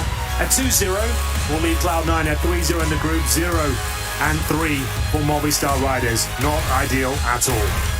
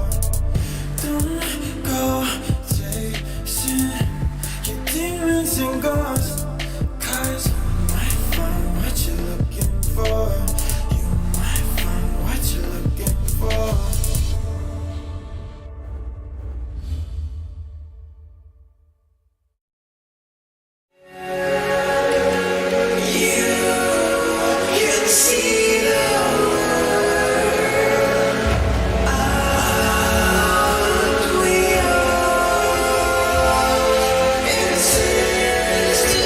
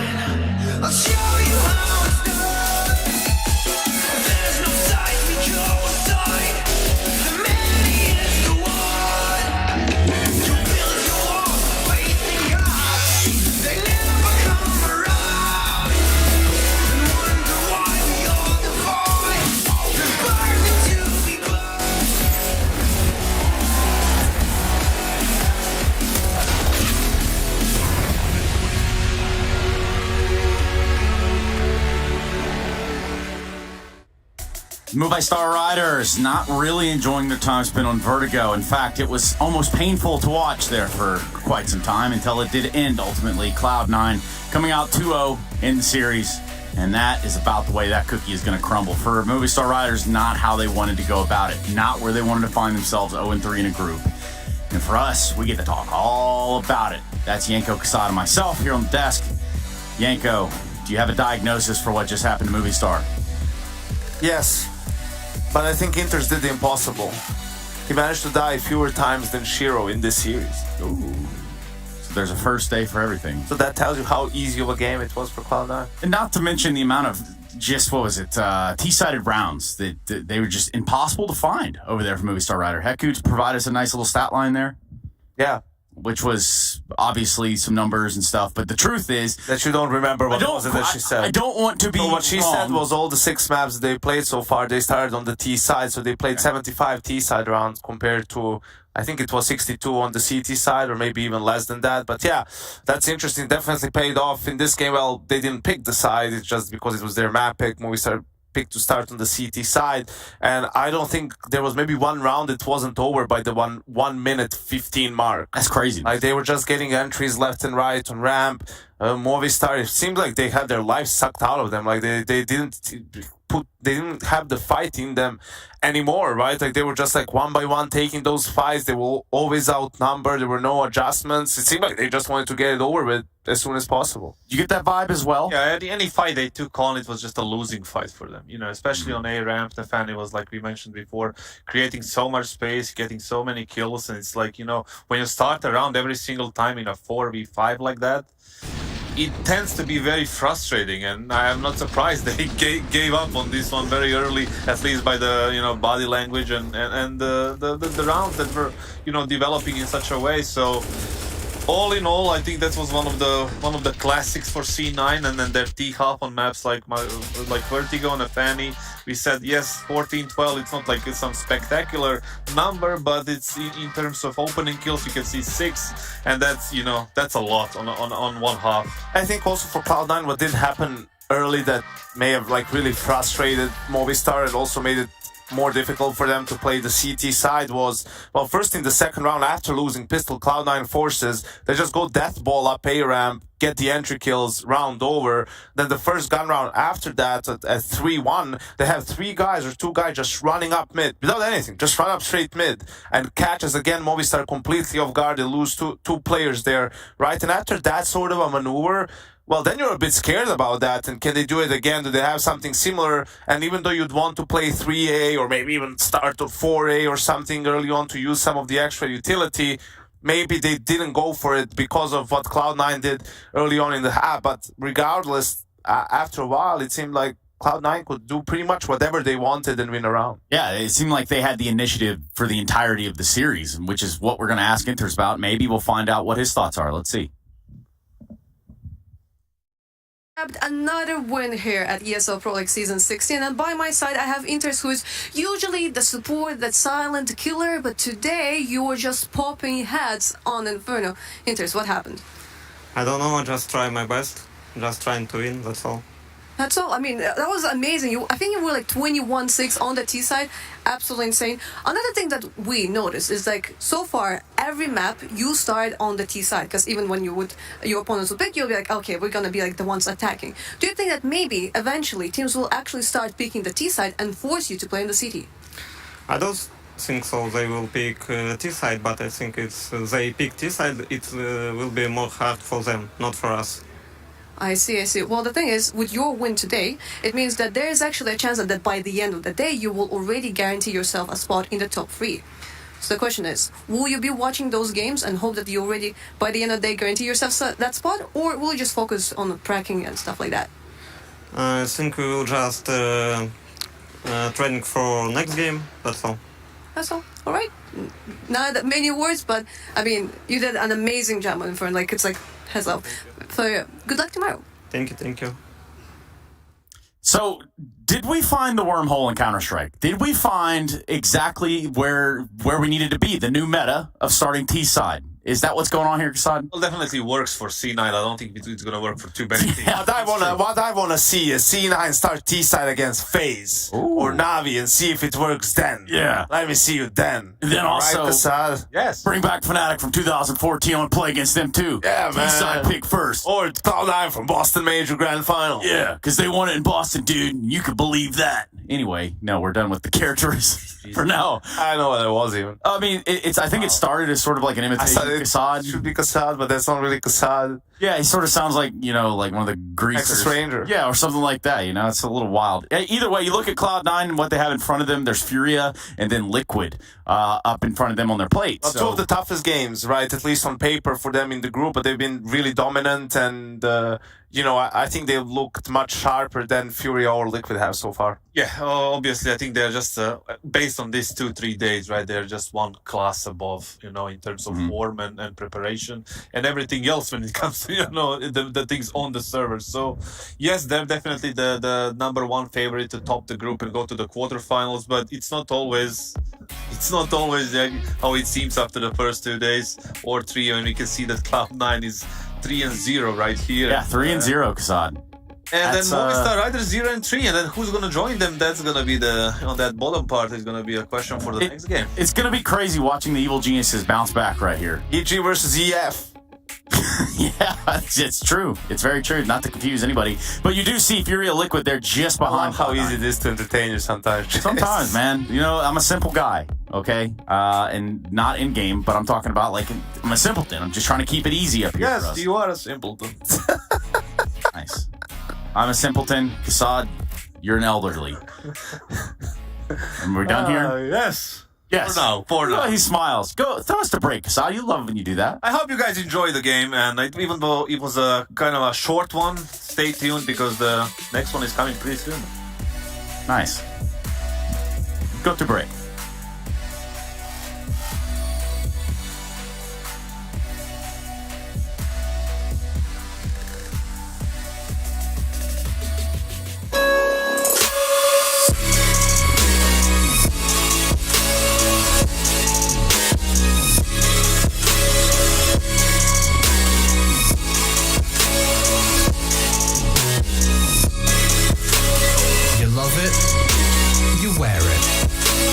What's your style?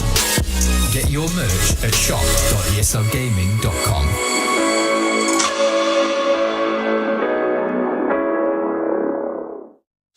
Looking to get more out of your CSGO fan experience? Introducing CSGO Bingo, event pick'ems, and fan club showdown. Claim free bingo cards to win amazing prizes. Predict the winners of ESL events with pick'ems for prizes and glory. Show your favorite team you're the biggest fan by winning matches in the Fan Club Showdown. Check out csgohub.com today to take part in all of these and more.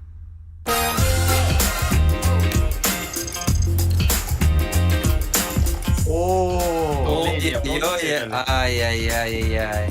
Дима, это херня, мы уже натренированы. А как? Тимох, ты же на это профессионал. Мы уже тренировались. Я тебя вообще не помню. Я помню. Бля, потом завтра игру играть. Ты же не понял, где бомба? Ага.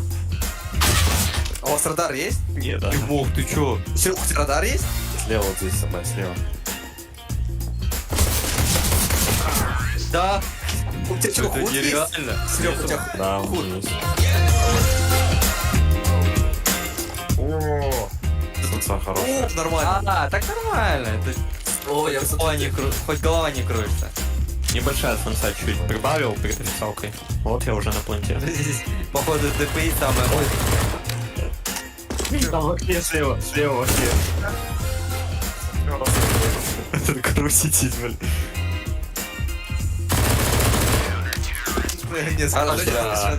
Можно пушку не могу.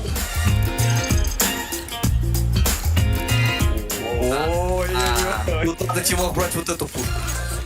А куда вообще бежать? Разошлись наши. Я как на корабле нахуй кручу эту баранку. Об этом с кольцом. У него с кольцом. У меня дигл. А как так? Мы раунд выиграли во Блингейс.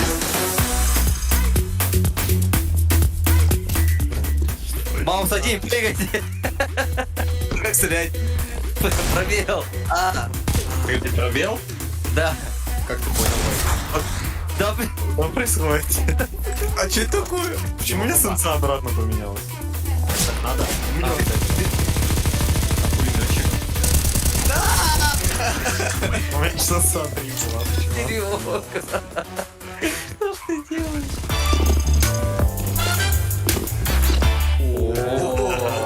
Я так хочу на официалке с таким VR-модом. Прикинь, у меня руки. Я что-то... Еще бегаешь, быстро бегал? Да. Я сейчас распрыгнусь. А сенсу? Это что, тоже медленная сенса? Коксфайр. Ой-ой-ой-ой-ой. А ты поменяй на один, нормально. О, матрица. Бери вот эту пуху, это давай. Распрыжка. Прикинь, как можно микрострейфить, ребят. Идите сюда. Повернулся. С калашом вышел. Серега. Call of Duty это. Слева. Это ты, Тимох. Ну-ка.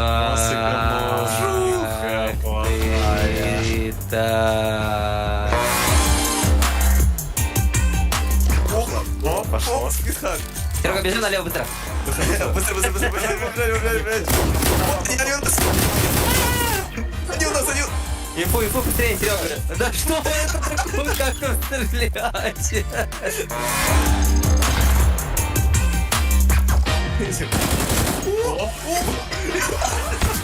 Что такое? Вы не постреляйте, поймем. Что это было?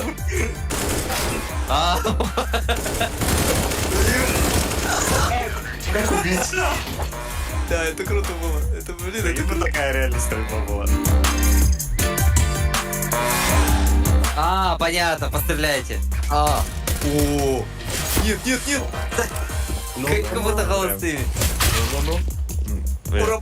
Я его голову впал. О, Так приятно вообще. Давайте сделать. А прикинь, официалку так сделать. Как это официалку так делать, реально?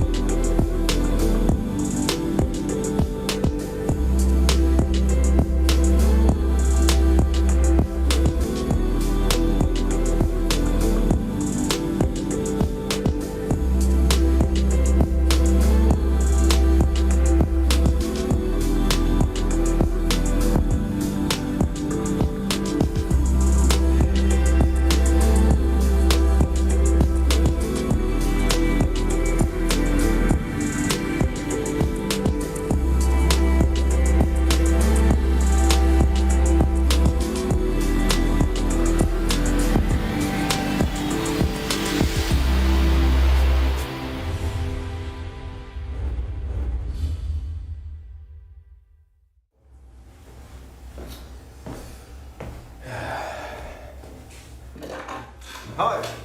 Good to see you, Margaret. Thank you so much. Thank you. Right. Perfect. And we're all set here. Shall we kick things off? Live in 3, 2, 1.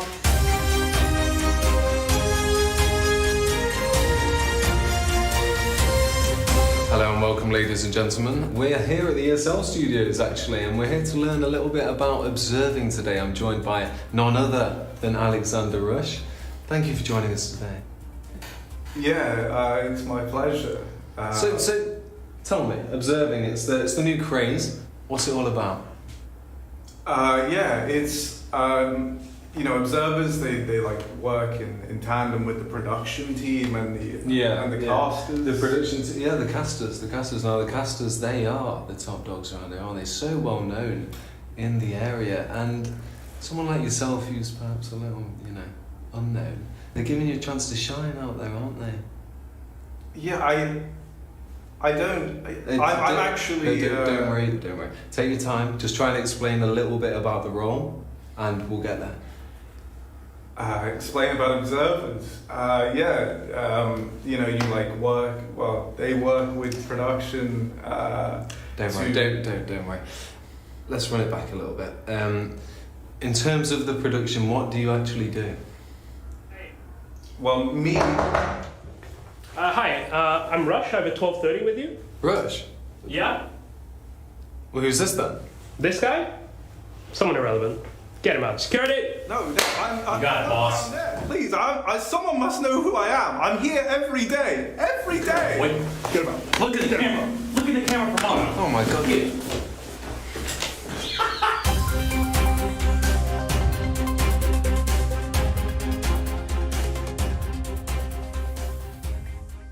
Vil du have den?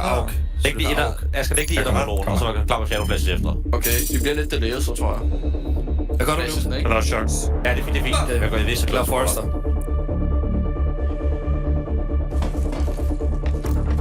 Jeg er klar. Ui.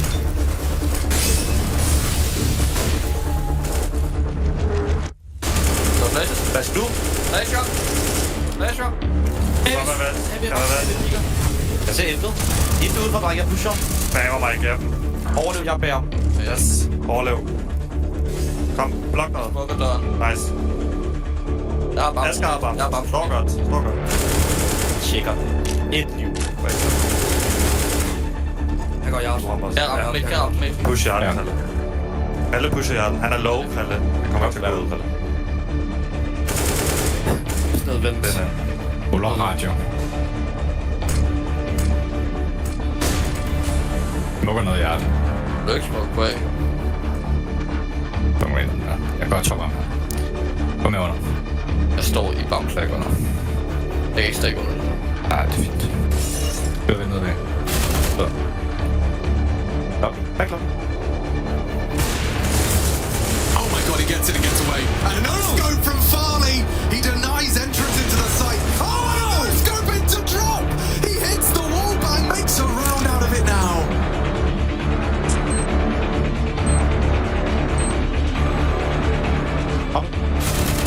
What a Let's go.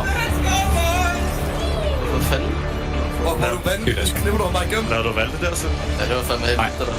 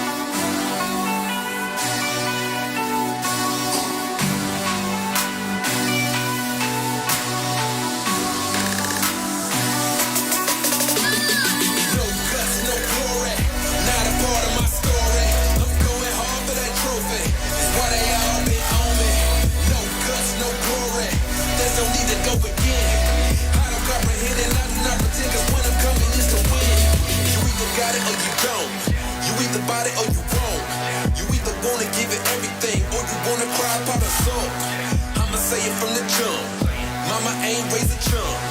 Mama raised me to persevere if I'm ever here in a slum. Cause nobody starts at the top. You do your part and you better buy. Working hard each and every day, even though some days it get hard to watch. But you gotta trust the process. Grind hard, don't you ever quit. It's a must to see the progress. Gotta ball till you get it hit. They can never do what I can do, cause they on the same stuff.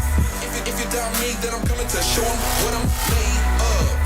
Yeah. Always showing your integrity. Yeah. If you want it, I'ma let them see. No guts, no glory. Not a part of my story. I'm going hard for that trophy. It's why they all been on me. No guts, no glory. There's no need to go again. I don't comprehend it, I do not pretend, cause when I'm coming, it's to win. No guts, no glory. Not a part of my story. I'm going hard for that trophy. It's why they all been on me. No guts, no glory. There's no need to go again. I don't comprehend it, I do not pretend, cause when I'm coming, it's to win. Wake up, put the work in, that's the only way it's gonna work out. Hard work and dedication, no time for procrastination. Takes a lot of time, a lot of patience, a lot of heart mixed with motivation. On the days that you're feeling down, look in the mirror for your inspiration. Like, just notice, never stop, never quit. People wanna see you doing good, but never better than them. Gotta push yourself to the limits. You cannot lose if you are not in it. You gotta lose, sometimes it's good winning. Don't get discouraged, it's just the beginning. Yeah, turn up. Don't end up a Timmy Turner. Don't get caught up in the streets. Don't get caught up with a burner. Don't be a slow learner. Oh no, you only get one shot, one chance. Talking March Madness at the big dance. Talking big man, no care if it's like no guts, no glory. Not a part of my story. I'm going hard for that trophy. It's why they all been on me. No guts, no glory. There's no need to go again. I don't comprehend it, I do not pretend, cause when I'm coming, it's to win. No guts, no glory. Not a part of my story. I'm going hard for that trophy. It's why they all been on me. No guts, no glory. There's no need to go again. I don't comprehend it, I do not pretend, cause when I'm coming, it's to win.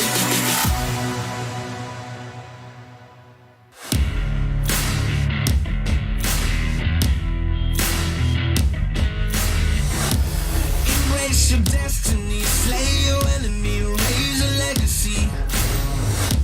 No more apologies, trust your abilities, cover the energies. Pull yourself back together, been staying off track forever. Child of the nation, will seek redemption, time for salvation. Today is meant to be day of victory, time for history.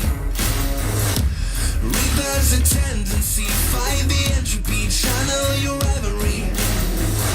You're praying for fortune to come. You're hearing the sound of the drums. It's too late to backtrack, go back, you're back now. Keep your feet on the ground and stand up. You've got what it takes to fight back. Don't stop until you black out, out, out. Stand up, you've got what it takes to fight back, back. Don't stop until you black out, out. You've already got to show them how to make a miracle. Stand up, you've got what it takes to fight back, back. Don't stop until you black out, out. You've already got to show them how to make a miracle. Go save your team, be a hero.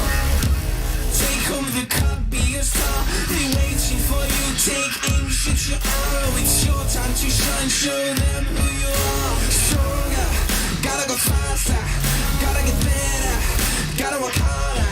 It's fight or flight now, get up now. Go with the move, go for the goal, lead up the stadium, you know it's on. Stand up, go what it takes to fight back, back. Don't stop until you back out, out. Give all you got, show them how to make a miracle. Stand up, go what it takes to fight back,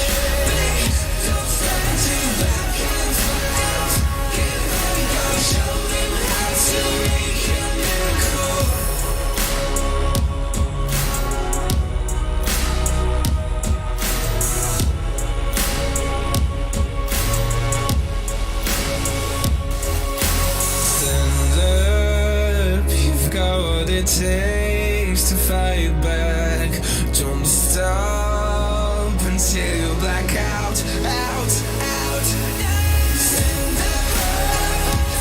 It takes to fight back, back. Don't stop until you black out, out. Show me how to make a miracle. Stand up. It takes to fight back, back. Don't stop until you black out, out. Show me how to make a miracle.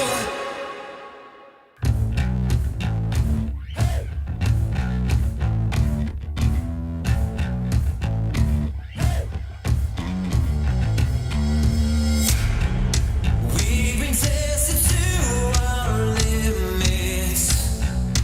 Don't hold back, won't surrender. Take it to the edge of a reason. Never give it up.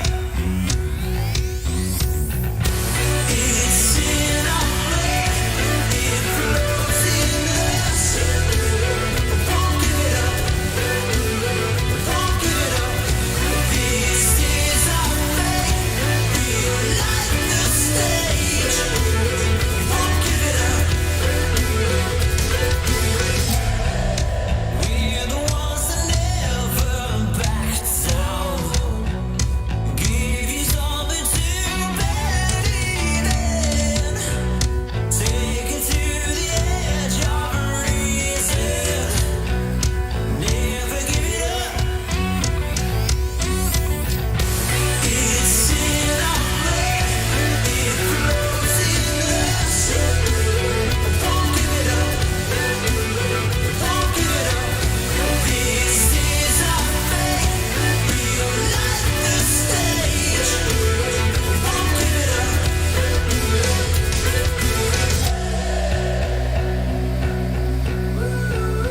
Won't give it up. Won't give it up. Won't give it up. Won't give it up. It's in our blood. It flows in us. Won't give it up. Won't give it up. This is our fate. We'll light the stage. Won't give it up.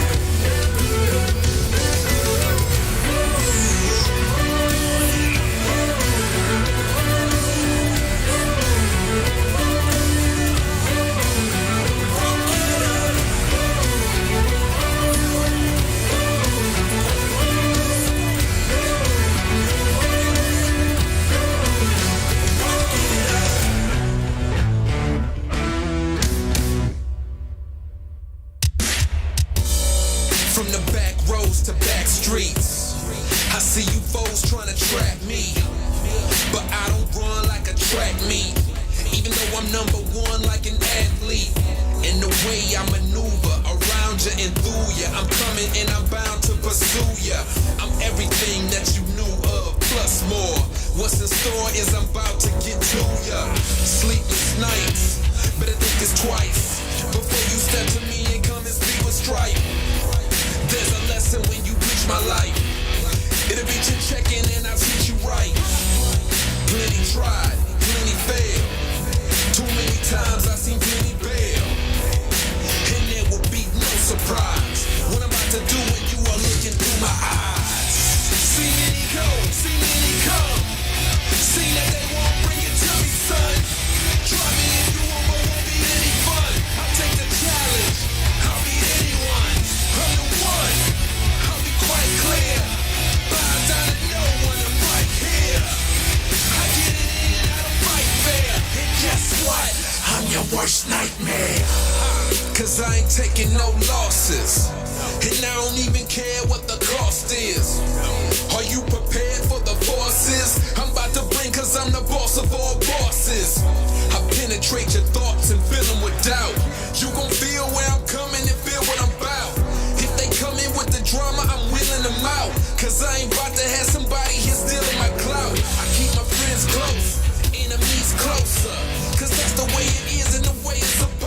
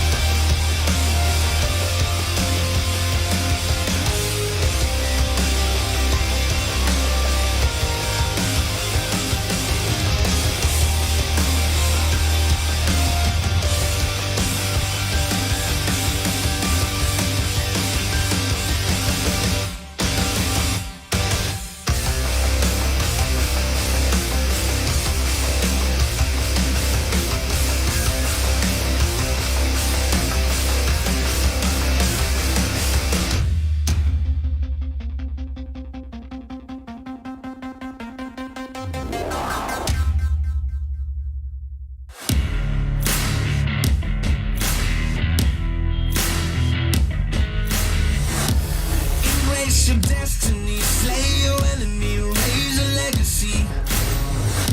No more apologies, trust your abilities, gather the energies. Pull yourself back together and staying off track forever. Child of the nation, will seek redemption, time for salvation.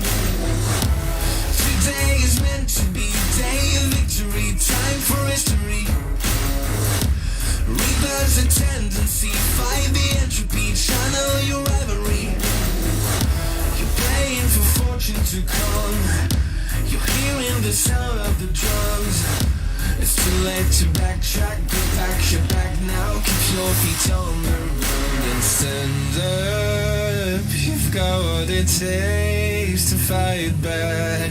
Don't stop until you black out, out, out. Stand up. You've got what it takes to fight back, back. Don't stop until you black out, out. Give all you got, show them how to make it.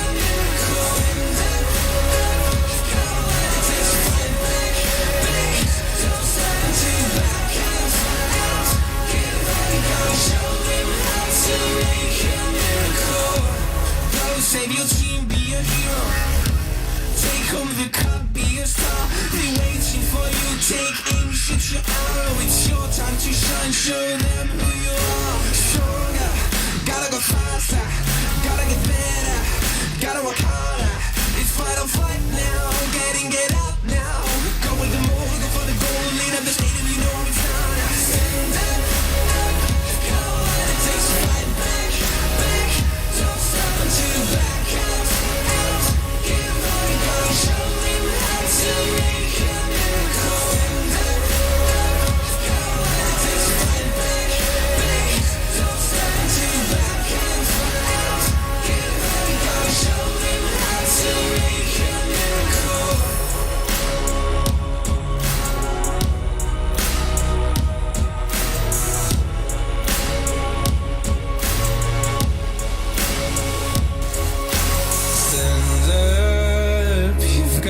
It takes to fight back. Don't stop until you black out, out, out. Stand up. Go what it takes to fight back, back. Don't stop until you black out, out. Give all you got, show them how to make a miracle. Go what it takes to fight back, back. Don't stop until you black out, out. Show them how to make a miracle.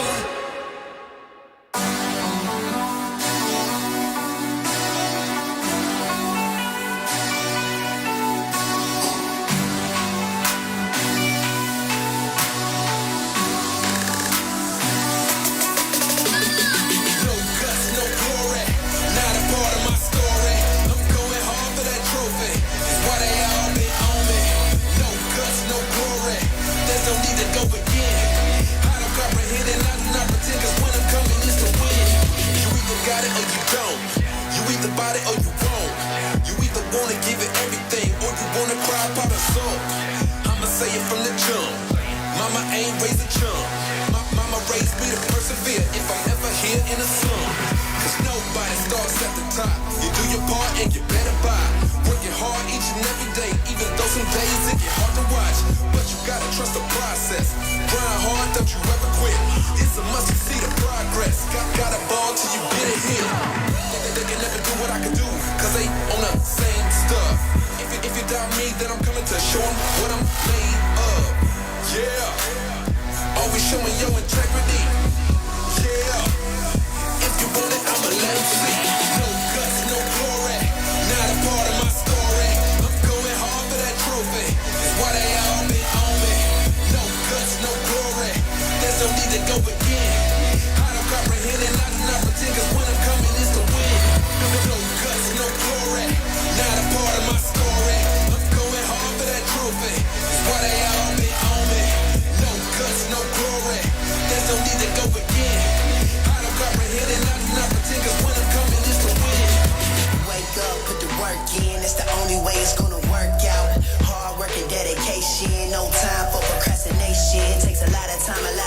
patience, lot of heart mixed with motivation. On the days that you feeling down, look in the mirror for your inspiration. Like, woo, just notice.